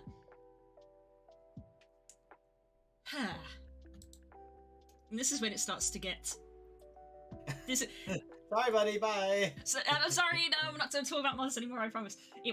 Only in word form. Act 3. I believe Act 3 was technically the last page we found because we didn't find these in order. This was the one that slotted everything into place, and I went, holy crap. Act 3. The peacock moth breathes life into his daughter, the Night Blossom. He has brought gifts from the three kingdoms, ships of silk, wines of plenty, and the 4 cardinal wings. He is coronated with 3 crowns. Bottom picture is this human with these black wings, and another human that appears to be somewhat feminine in some flowers, but the shape is slightly indistinct. It says, "Wake, dearest. Thus comes the thrice-crowned prince, with all night splendour to reign." This was the page that slotted everything into place. Because we learnt that this NPC's backstory, the guy who was vanished, his backstory is that he was captured by a drow slave ship, wipe sweat. In order to escape, he essentially seduced a drow noble, convinced her to flee with him, literally bore a child with her, and then abandoned the pair of them to escape. In trying to escape, he almost died, at which point he cried out for help to someone to help him. Nobody. Doesn't have his daughter anymore. This was something we discovered when he fell ill and we were trying to heal him. He was muttering in his sleep. and he kept saying over and over, Viola's crying, Viola's crying. He plays the viola. And I literally had a pen, literally at the table, this was back before the pandemic, so we were playing at the table, I literally dropped the pen out of my hand and clasped my hands to my mouth, and everyone was like, what's the matter? And I was like, Viola's crying. Viola's a girl, not his instrument. And it was the realization that he had a little child half-drow. Which, again, if we bring back to program number 3, the peacock moth breathes life into his daughter, the Night Blossom. Born of night. A drow elf. The next part is bought gifts from 3 kingdoms. This is the bit that was getting me freaked out because I was like, I don't know if this has necessarily happened yet, and I haven't connected what it is, or this is something that we could potentially be in the process of doing. Yeah. Is bought gifts from the 3 kingdom, ships of silk, wines of plenty, and the 4 cardinal winds. These all match up with places in this world. I know the instinct is to go silk as drow, but that's not true. Wine is drow. Okay. The drow in this world are quite famous for producing and selling wine.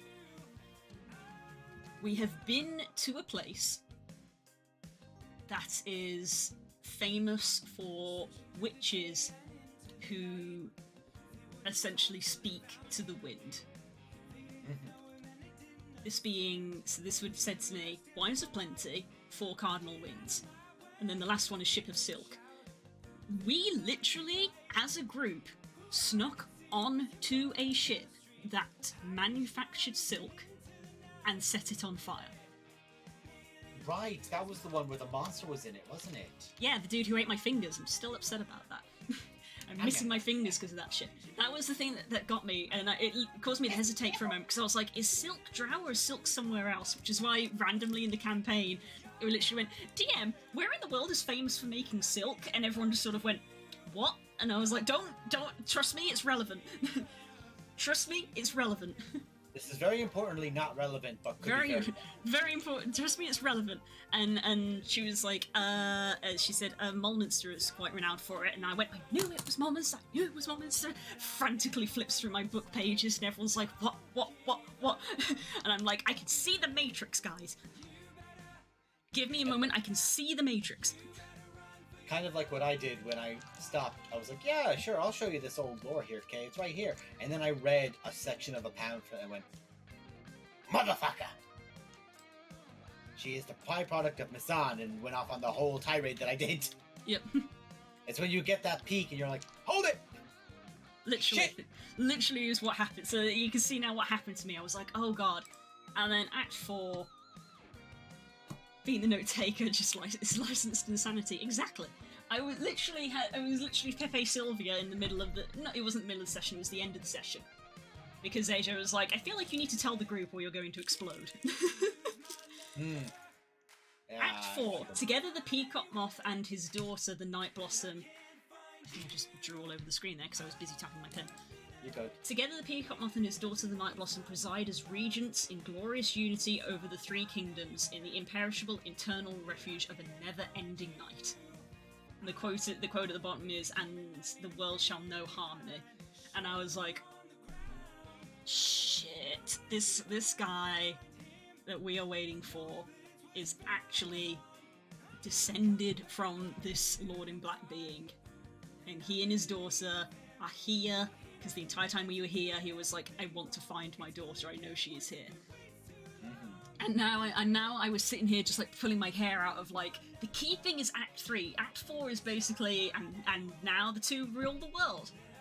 And I'm like, he's bought gifts from these three kingdoms. What are these three gifts? And I was like, is this a literal gift or is this a metaphorical gift? What is it? Hello, Besso. I'm going off in a D&D rant. Yeah, she is. It's great. Because I was like, well, technically we have, like, if we're thinking about people, we've got people that are somewhat representative of these places, because the captain who is with us is known as the Witch Captain. He's a witch from this witch town, hence the place of the Four Winds. So I'm like, well, he's there, and Wines of Plenty is Drow, which is me, and so I'm here, and I'm pretty sure, I think it's, Clara is from Mulminster, being the other place. So I'm like, well, we've got people associated with these groups, so is it just people?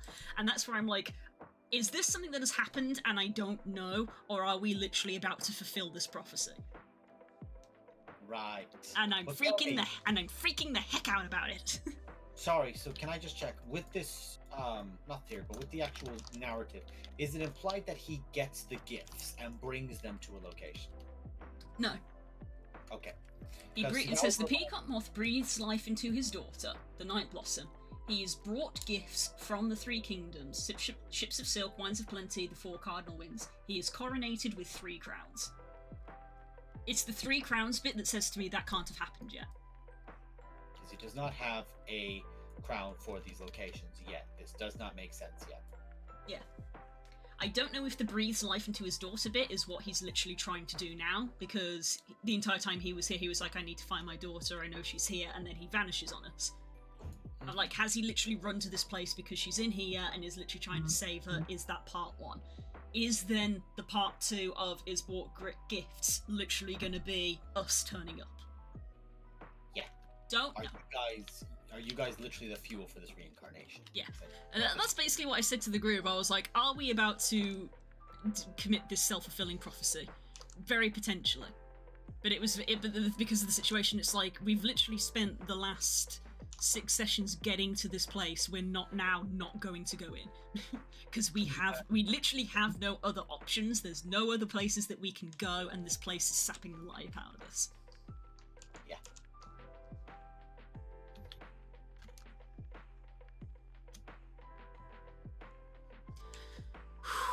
That immense knowledge of like, are we doomed now, or are we in defiance, or is this literally something that is entirely out of our control, and we will be the people who must now amend this once it has occurred? Do we watch the dam break, and now we must undo the flooding of the world?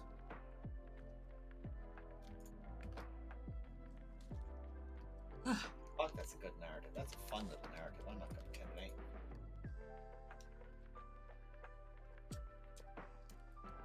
Curls is better though, but you know, it's just curls. Excuse me while I sit in my cheese for a bit because I was talking so much. Please indulge in thy cheese. It's also that interesting thing of like, you guys have been withered down over time with this, so there's this interesting concept of like, for example, us going through the dungeon inside in Josai, we had that moment of, we're not sure how viable a fight's gonna be because we've been worn down by stuff. It's been going on for a while. We've been under pressure. People have burnt resources. This is that exact thing, but tenfold, because you guys have been put under pressure constantly. You've not been able to rest or recover or... We're now at the Opera House, literally about to like go into the next room. I am terrified at the thought there could be a boss fight coming on here, because we've got casters with next to no spells, the entire party with next to no health, and a healer who cannot heal. I'm literally on the fence of just being like, we cannot fight something. If something appears and tries to fight us, we will have to try to run and like think of something else. We are at the end of our rope.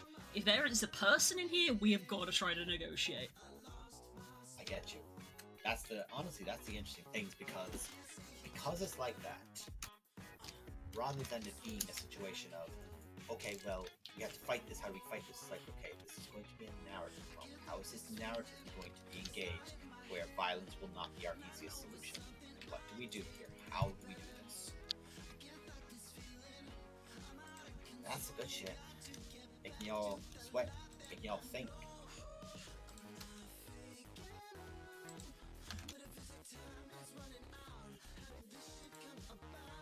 Of course, also a good narrative.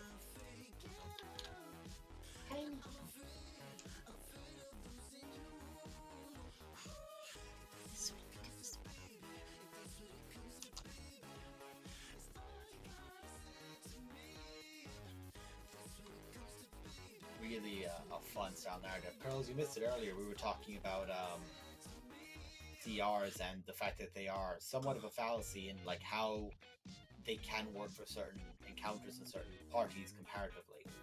Like, for example, I'll throw it out now, the idea of the vampire is a really strong or dangerous encounter for a certain set of party members until it's a party that includes a paladin or a cleric. Suddenly it's a much more reasonable fight. Party comp can have a huge impact on whether a fight is difficult or not. Until your DM looks to you and says, nope, she is entirely immune to radiant damage, and you go, well, fuck. Yeah, you're speaking from experience there, but No. What experience do I have? It's an oddly specific scenario that you're defining there. Yeah, I know, like, why would a vampire be immune to radiant damage? That's absurd. That makes no sense, aren't they undead? Yeah. That would imply that they're the chosen of a god. God, what kind of Wild. what kind of dark, malevolent monster would choose a vampire?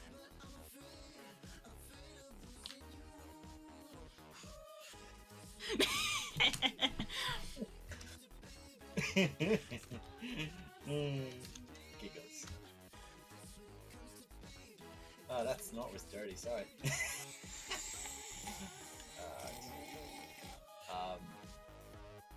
Yeah, that was a... It was me being, Yeah, it was me really- being like, it was me being like, oh, my Bloodhunter spec doesn't get radiant damage. Don't matter now. And there's Blue, and no, that's what Curls is saying about Glaire's Atella. Yeah, I really liked that immunity. Where now it's a case of, yeah, Your immunity is mine. I'm gonna take your immunity and I'm just gonna hand it back to the Paladin. Paladin, Look at me, look at me, look at me, my immunity. our immunity.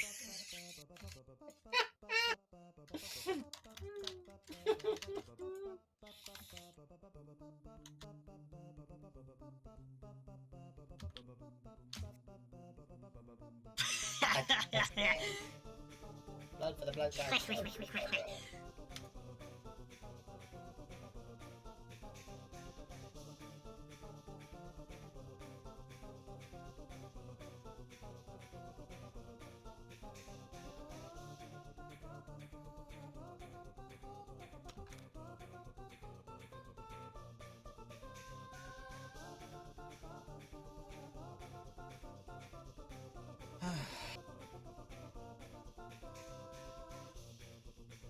Also, girls, you missed me talking about doing some like dungeon prep and like stuff I'm doing with Pop as well. So I have plans. Like it should be a fun encounter if you guys go. Oh yeah, I need to. Yeah, that's what I'll do next week because we're not playing D&D next week, so I don't need to worry about prepping before that. I'll make up that guy's character sheet in full. I had like his base rules down and like pretty much just like the guns rules of like, yeah, most of these guys aren't going to survive this, so I have to really cool and say they just get the fuck blown at them.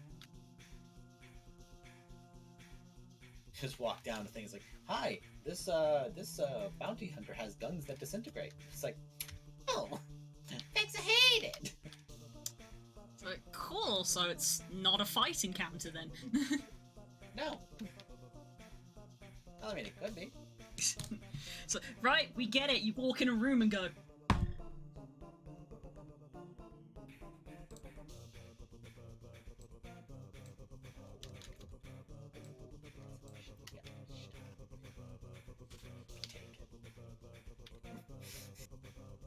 This is where just Wittig walks up and just grabs his hands and goes, what now, fucker? No guns for you. Gotta be able to pull the trigger, bitch.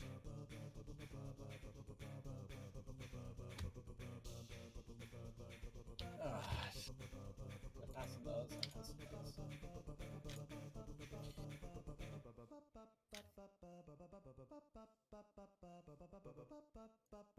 Yeah, he's a character I've been sitting on a while. He's fun, but he's just there to be like a, hello, I'm expanding the world, now I'm leaving. Bye. Shows up, doesn't explain himself, leaves. my job here is done, but you didn't do anything. That's a body count, that's about it. Fairness is all he gets hired for, so hey, it works.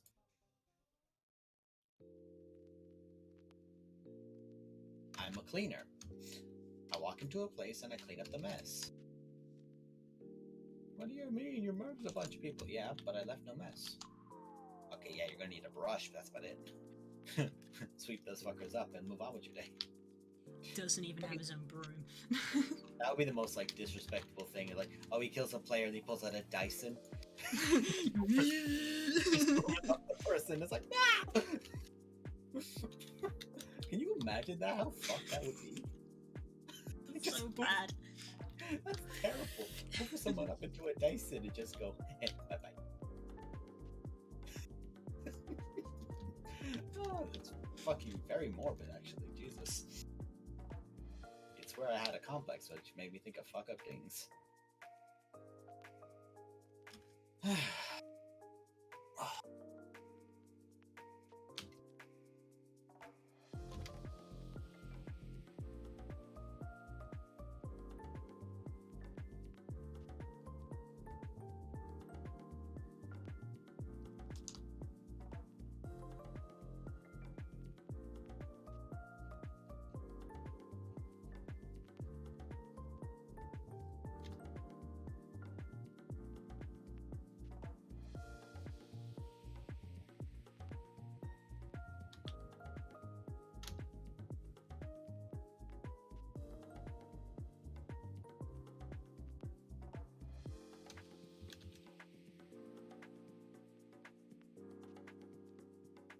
Interestingly enough, my head's been stuck in Midrash a lot lately. Like, I've just been stuck in my little sociopath predator little headspace of just, I want to bite people.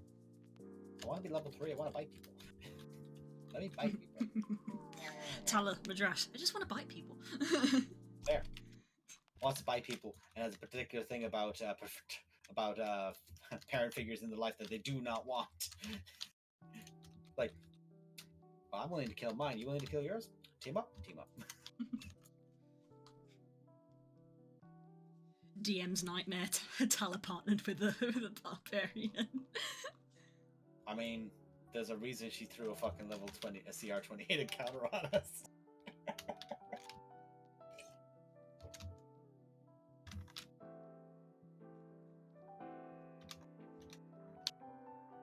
She just looked at the fact that there was Talabar and a barbarian and Thane, and it's like, there's enough meat here. I'm gonna hit you, motherfuckers, with something.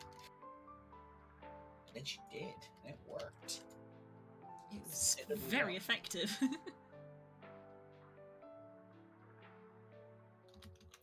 It's hilarious though that I know we talked about it earlier. Like, you have that mindset after the fight, or like when the fight starts turning in a certain direction, where the momentum shifts, and you're like, okay, now I want the fight to continue, because now I want to see if I can take on everything here.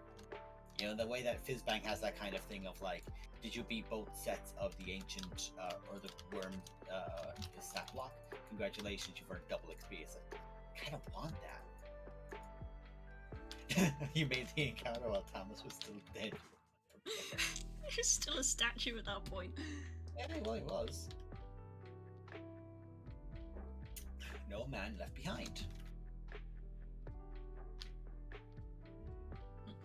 Curse you guys and you're wanting to save people. It's so inconvenient. Zones that can be used as a very effective tool against us. Oh look, they want to rush ahead and save the day and save all these poor innocent people. If only a villain was ever going to capitalize on that obvious trait that they all have. Sure would suck if somebody tried to capitalize on something like that. But think there's no clever or intelligently cruel villains who would try to do that. Goodness no. You call it commendable. I call it predictable. Hmm.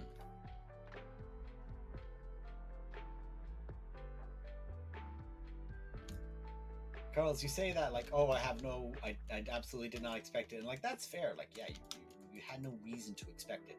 But at the same time, it's hilarious. Like, oh, I didn't expect you guys to get Tom back. And then there's just Fenna in the corner, just like... I'm also here.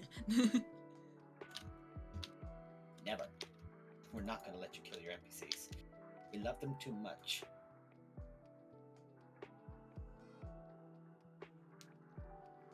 We love your babies. It's really fun to play with line weight. It just adds a subtle something.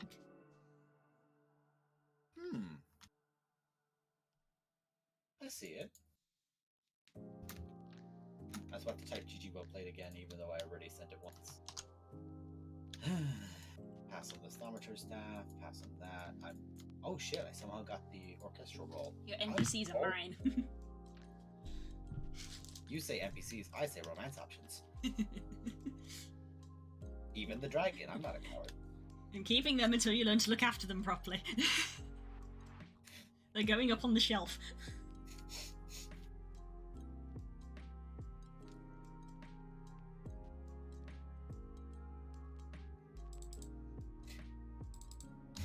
Fuck. You've heard about Elf on the Shelf. Now look at Maeve in the grave. Ooh! Hey, you know, we talked about a Dyson for the ashes. Ew.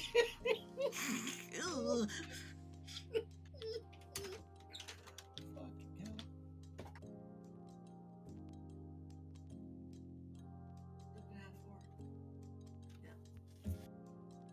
Won't have me turn off that internet. Everything okay?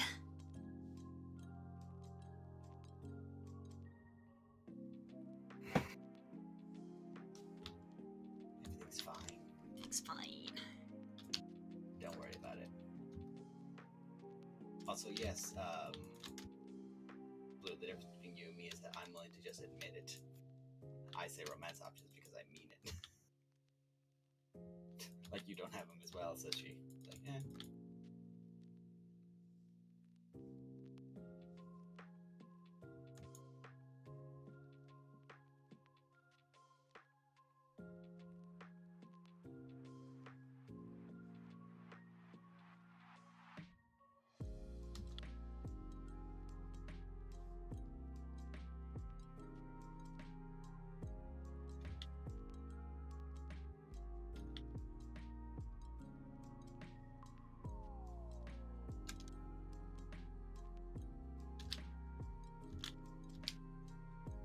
I do enjoy that thought, though, of just like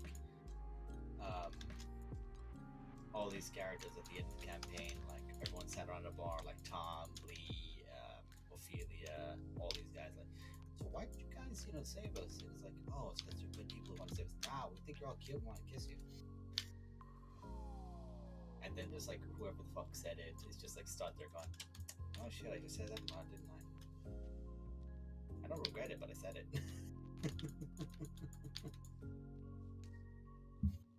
Farm where I'm annoyed because I'm not even sure if you can hear me. Cordelia, am I joking?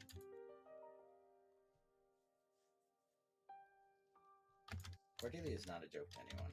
We love Cordelia. In this house, we love and support Cordelia Fallon. Mm-hmm.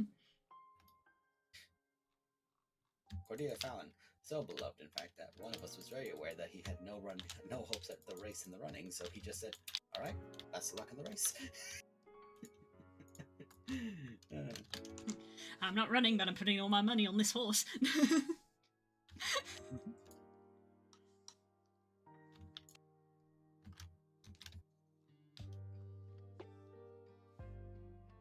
I'm just there in the stands eating popcorn. Funny enough, not a bad analogy for how thing feels. Yes! Oh. Voot, voot.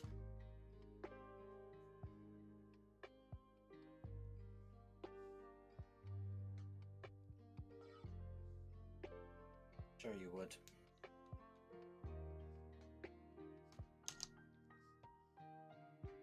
Family. Okay.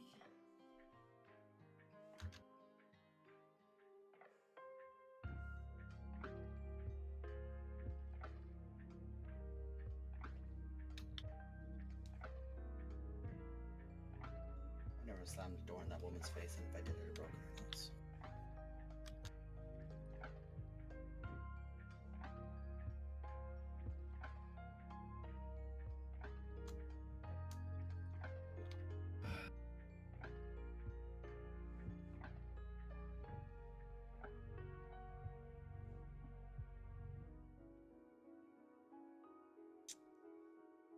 I think this is now at the point where I should probably leave the line art. Mm-hmm. Maybe progress to something else. Good chat, good chat.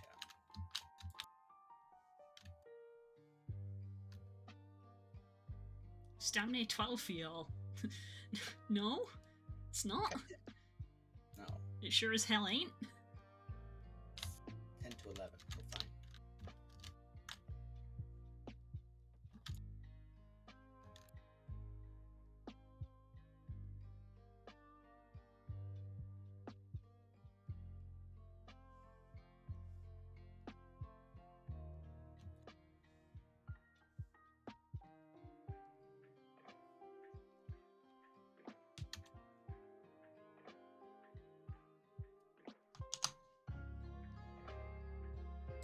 Right, fins. Almost forgot about the fins. Cooperative, it's very important. This is part of the whole theme of the entire thing. It's arguably the reason I'm doing this.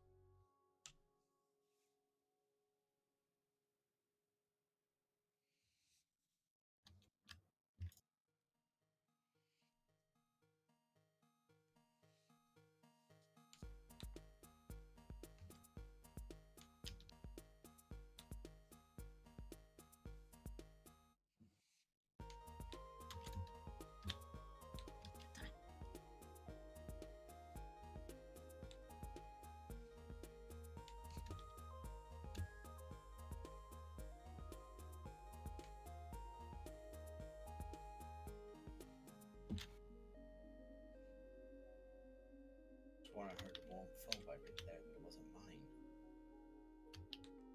Confusing. Ooh, be healthy. Health check. And safe.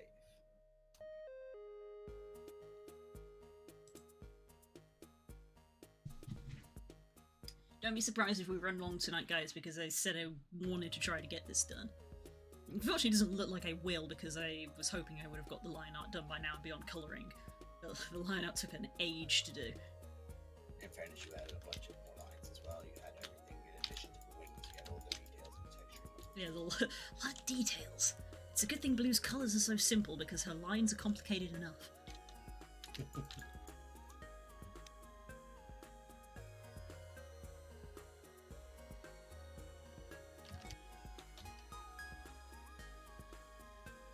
a dragoon here in a maid outfit, and I'm only upset that they don't have a broom.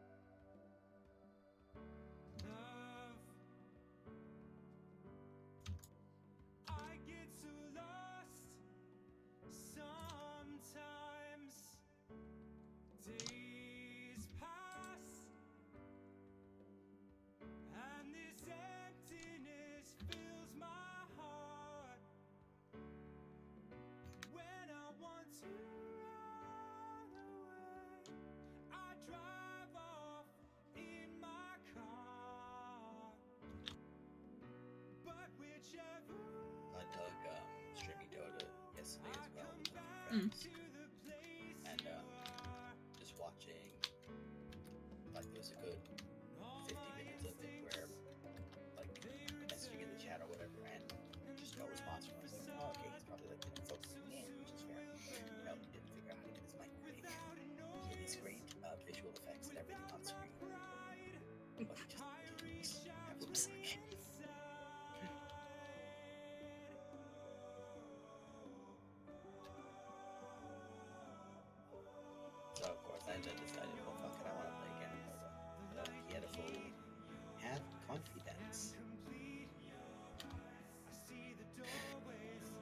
Charles, don't forget to take your medicine, drink your water, and have some food. We believe in you, buddy.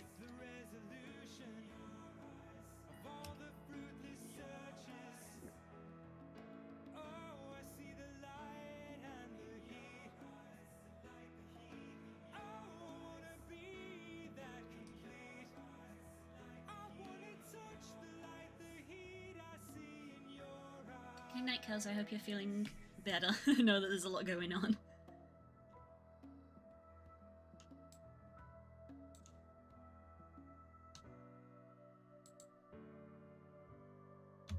We shall see you soon.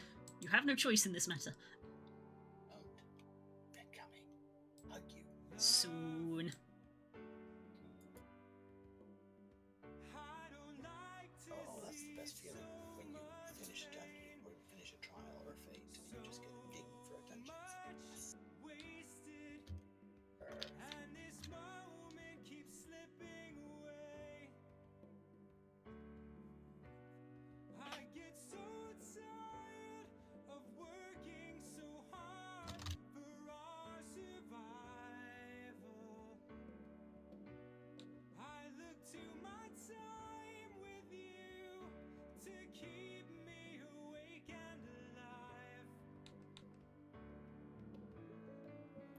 Yay, it's the baby's first time. Bye, bye, bye. That means more stuff for me.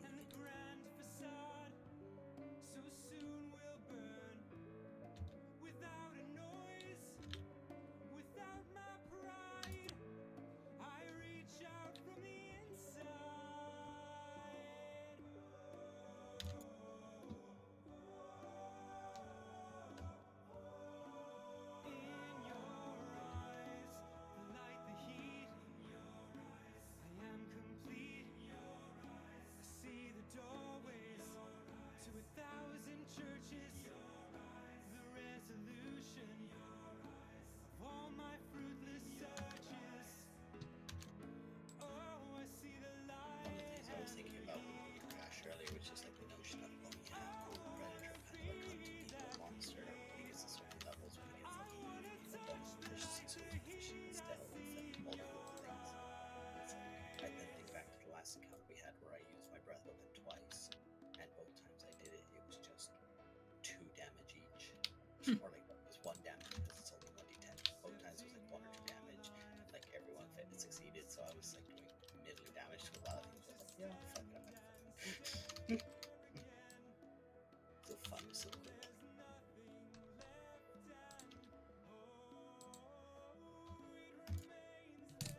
Okay. Right. Let's pick a background colour. Not going to be fancy, because time is somewhat of the essence. If anything, I'm probably just going to mimic this background here and go for the purple, and then put some bloom colours on the other side. That's a very good idea, yeah. Hell yeah. Hell yeah, baby. Layout background. It's not just me, but Das is really quiet now. He is really quiet now. He's talking in a quieter voice, I'm afraid. My mother's a bitch, anyway. He has to be quiet because it is late. Apparently he's up at 4 a.m. But he only went to bed at 10:30. Spook's up at 4 a.m. and he went to bed at 9. Mm-hmm.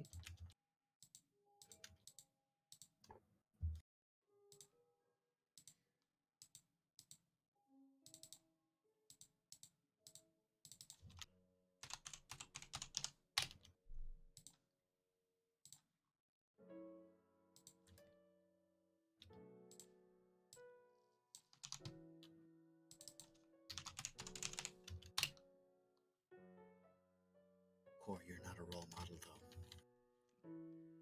You're an example on what not to do.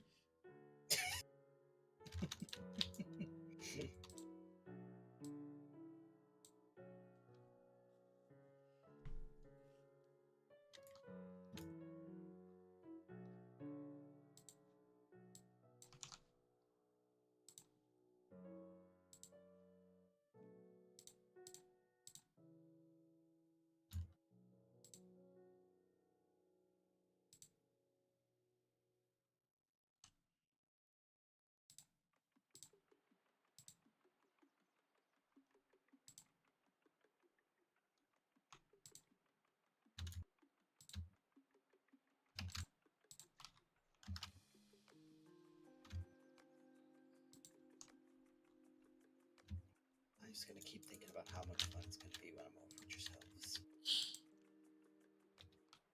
That's all I have. Cause I'm having a good time, having a good time.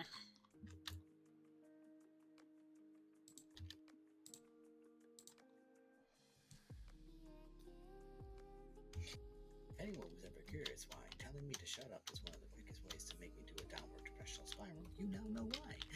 You had a textbook example.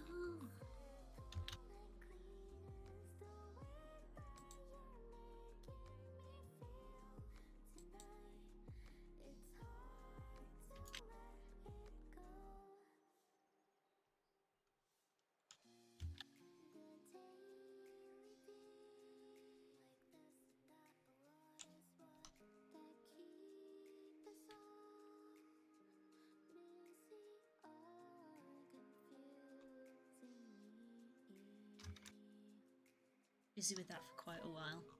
Ding.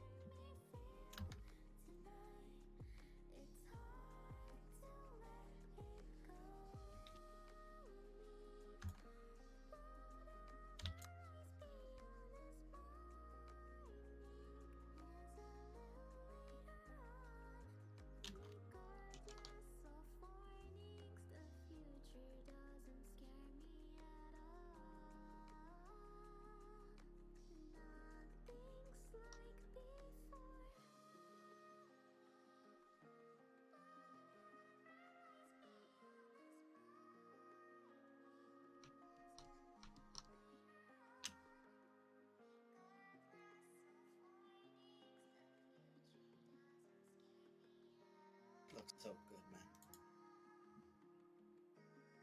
Your girl looks amazing. Oh, thank you. Barely started with the colour. Still looks great.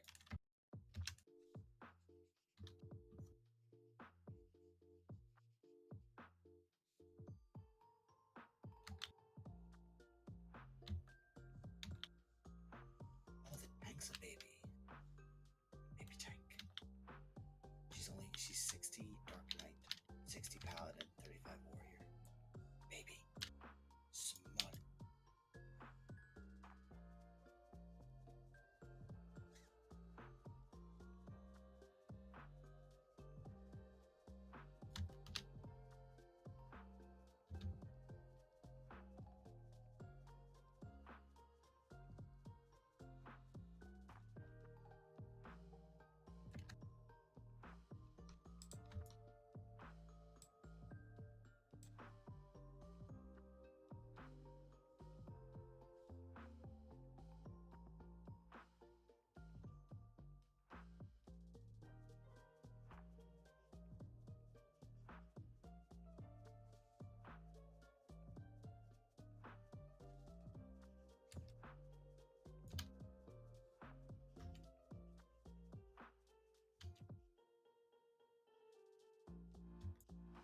Something in the game was particularly loud, so it made me jump.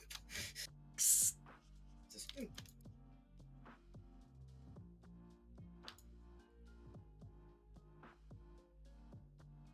In the quiet concentration times.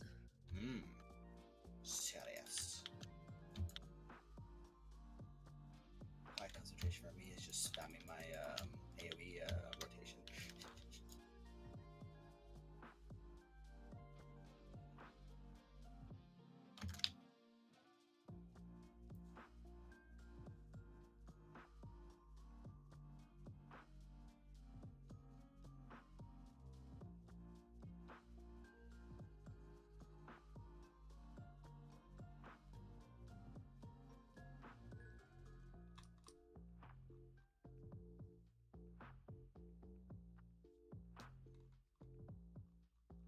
Wow. The dancer is nearly an Omni 80. They have an adventure plate.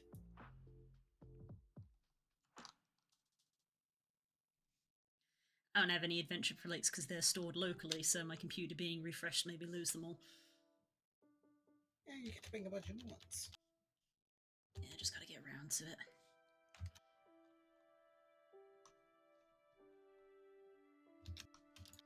Right, I'm gonna go with white, but obviously these will not be staying white because of background environment colours. We're putting down white just to start with.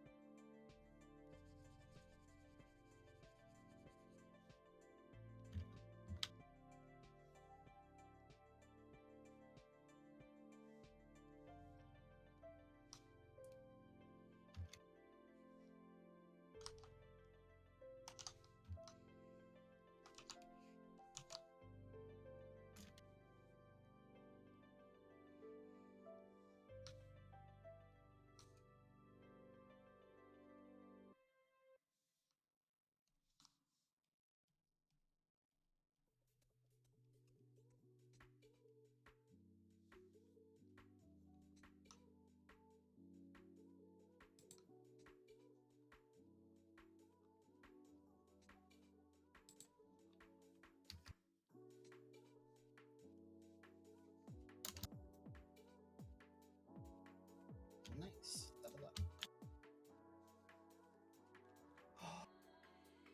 Ooh, the typing parrot.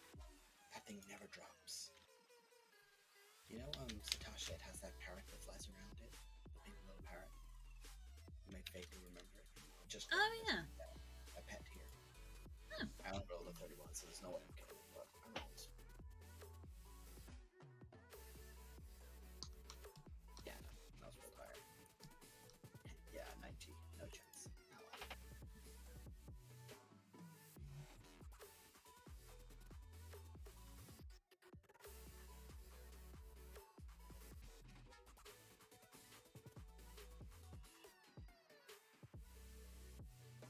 I haven't watched Spy X Family yet, but I found a meme that will get me into it. I assume you were sharing this in the Discord. Let's see.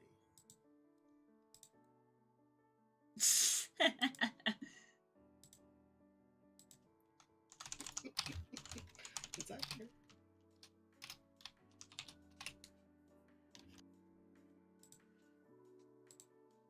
Alright, buddy. How long are you gonna keep going? I mean, if you want to go to bed, you can tap out. As I said, my part of my brain is telling me to go until I'm done, so there's not a definite timestamp on that. You are. I'm aware it is late. You are welcome to tap out. You have got work. I might tap out. I will probably keep the stream going until 11:30, and at that point I'll at least end the stream. Yeah. But I may well keep going. I'll tap out at 11, I think.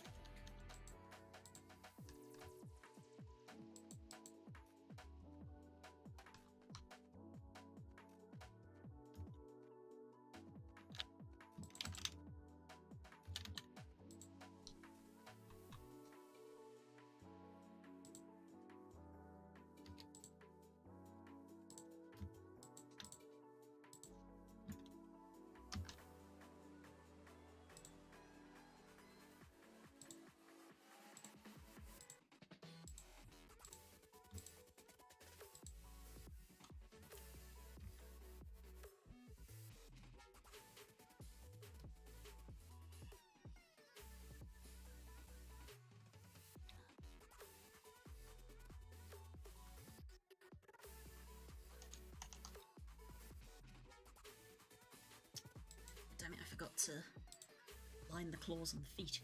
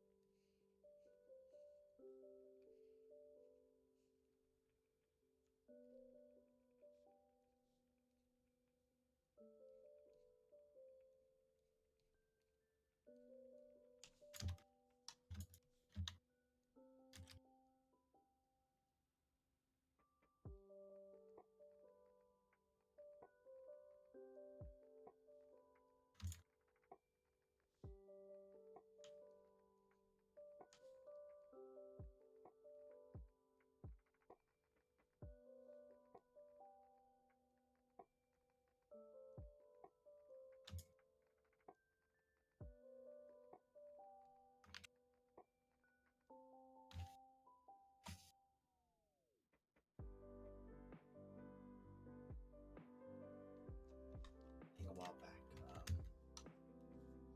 in the therapy did it about the Hulk and the Hulk throughout all of Marvel's things, like back when it was done by, I think it was done by Sony or whichever, and then future ones, and it's like, one of the things they mentioned is like, one of the best and healthiest places to get your anger out and your frustration out is to, because it is a form of arousal. Your body's in a state of like heightened motion. Everyone thinks it's arousal for one thing, but it's actually not just that. It's for like whatever heightened emotion you have by feeling. The gym and the exercise is one of the best things you can do for it. And then there's me just sat there going, oh yeah, the gym. That explains why I do so well in the gym. That'll do it. There we go, claws added. Jack pointies.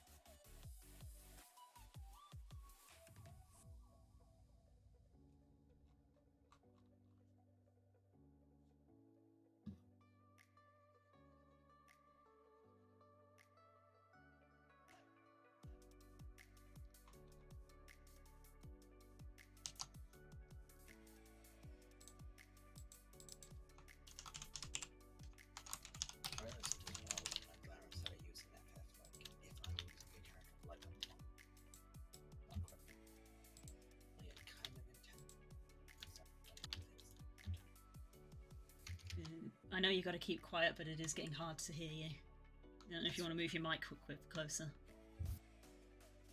That might help. Yeah.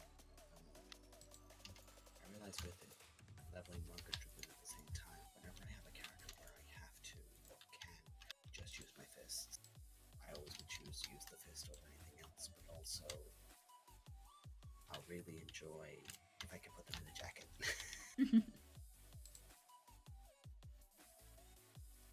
Rule of cool, let's go.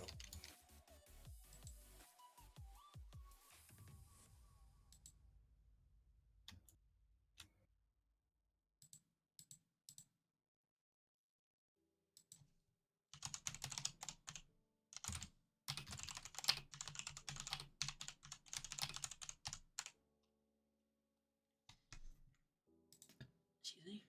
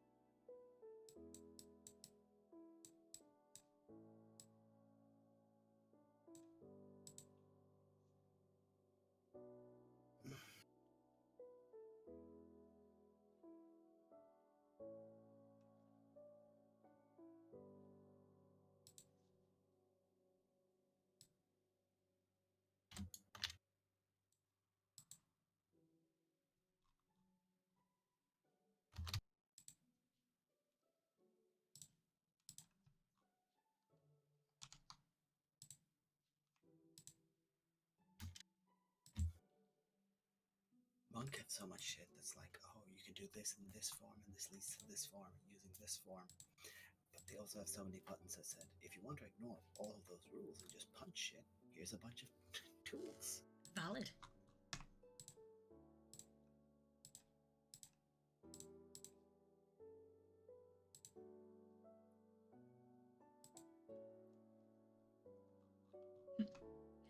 I love playing samurai. It's so simple. No positionals, no nothing. You do have positionals. What? Pretty much.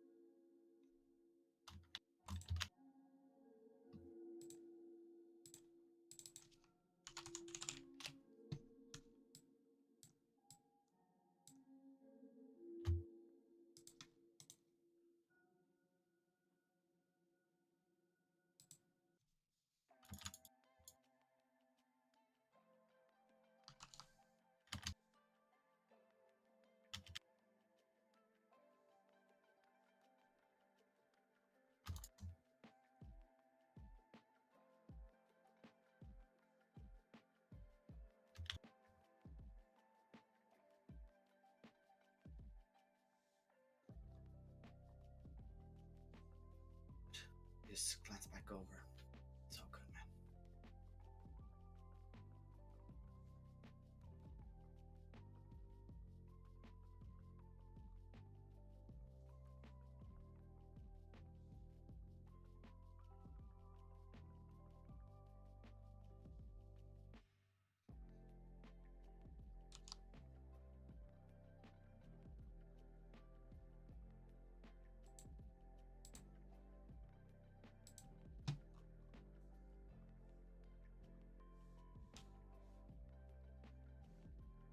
I do always love the motion of like pulling out your monk weapons when you've just got your fists, so you're just like.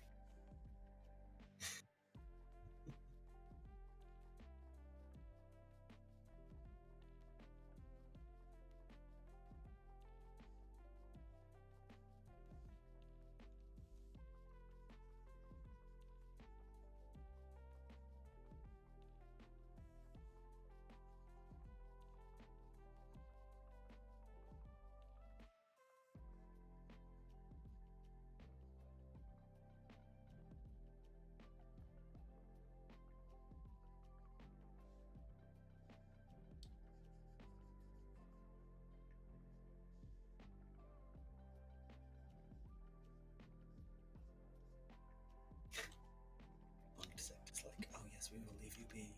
You are the light and we are the shadow. The light exists only to fuel us. And I'm like, Bruh. bruh.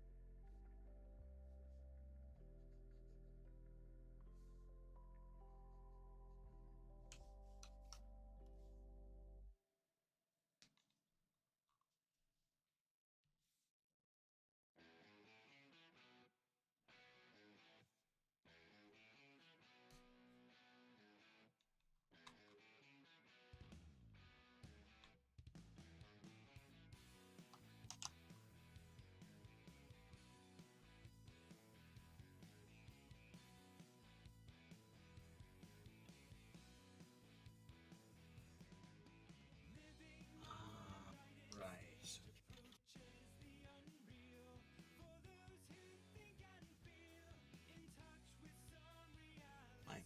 My ultimate move is about to get upgraded. It's like, you will learn the forbidden chakra. It's like, great, but I still use the punch called boot shot. So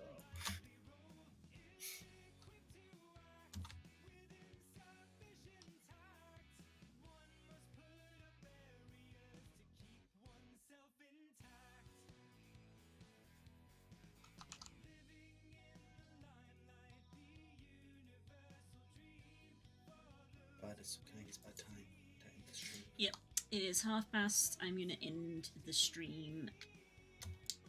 As usual, thank you very much everybody for coming. It is always appreciated.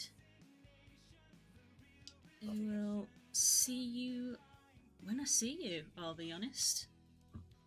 I don't know when that's gonna be, so just keep an eye out in the usual places. Thank you very much for coming, everybody. I'm going to crack on with this. I'm going to try my best not to go on until forever, but I do want to try to get it done. Don't forget you can check her out over there Thank you. for her beautiful stream updates, and you can check her out over here if you would like to commission her to do something beautiful like this for you. Thank you. Take care, everyone. Take care, everybody. We will see you next time. Bye.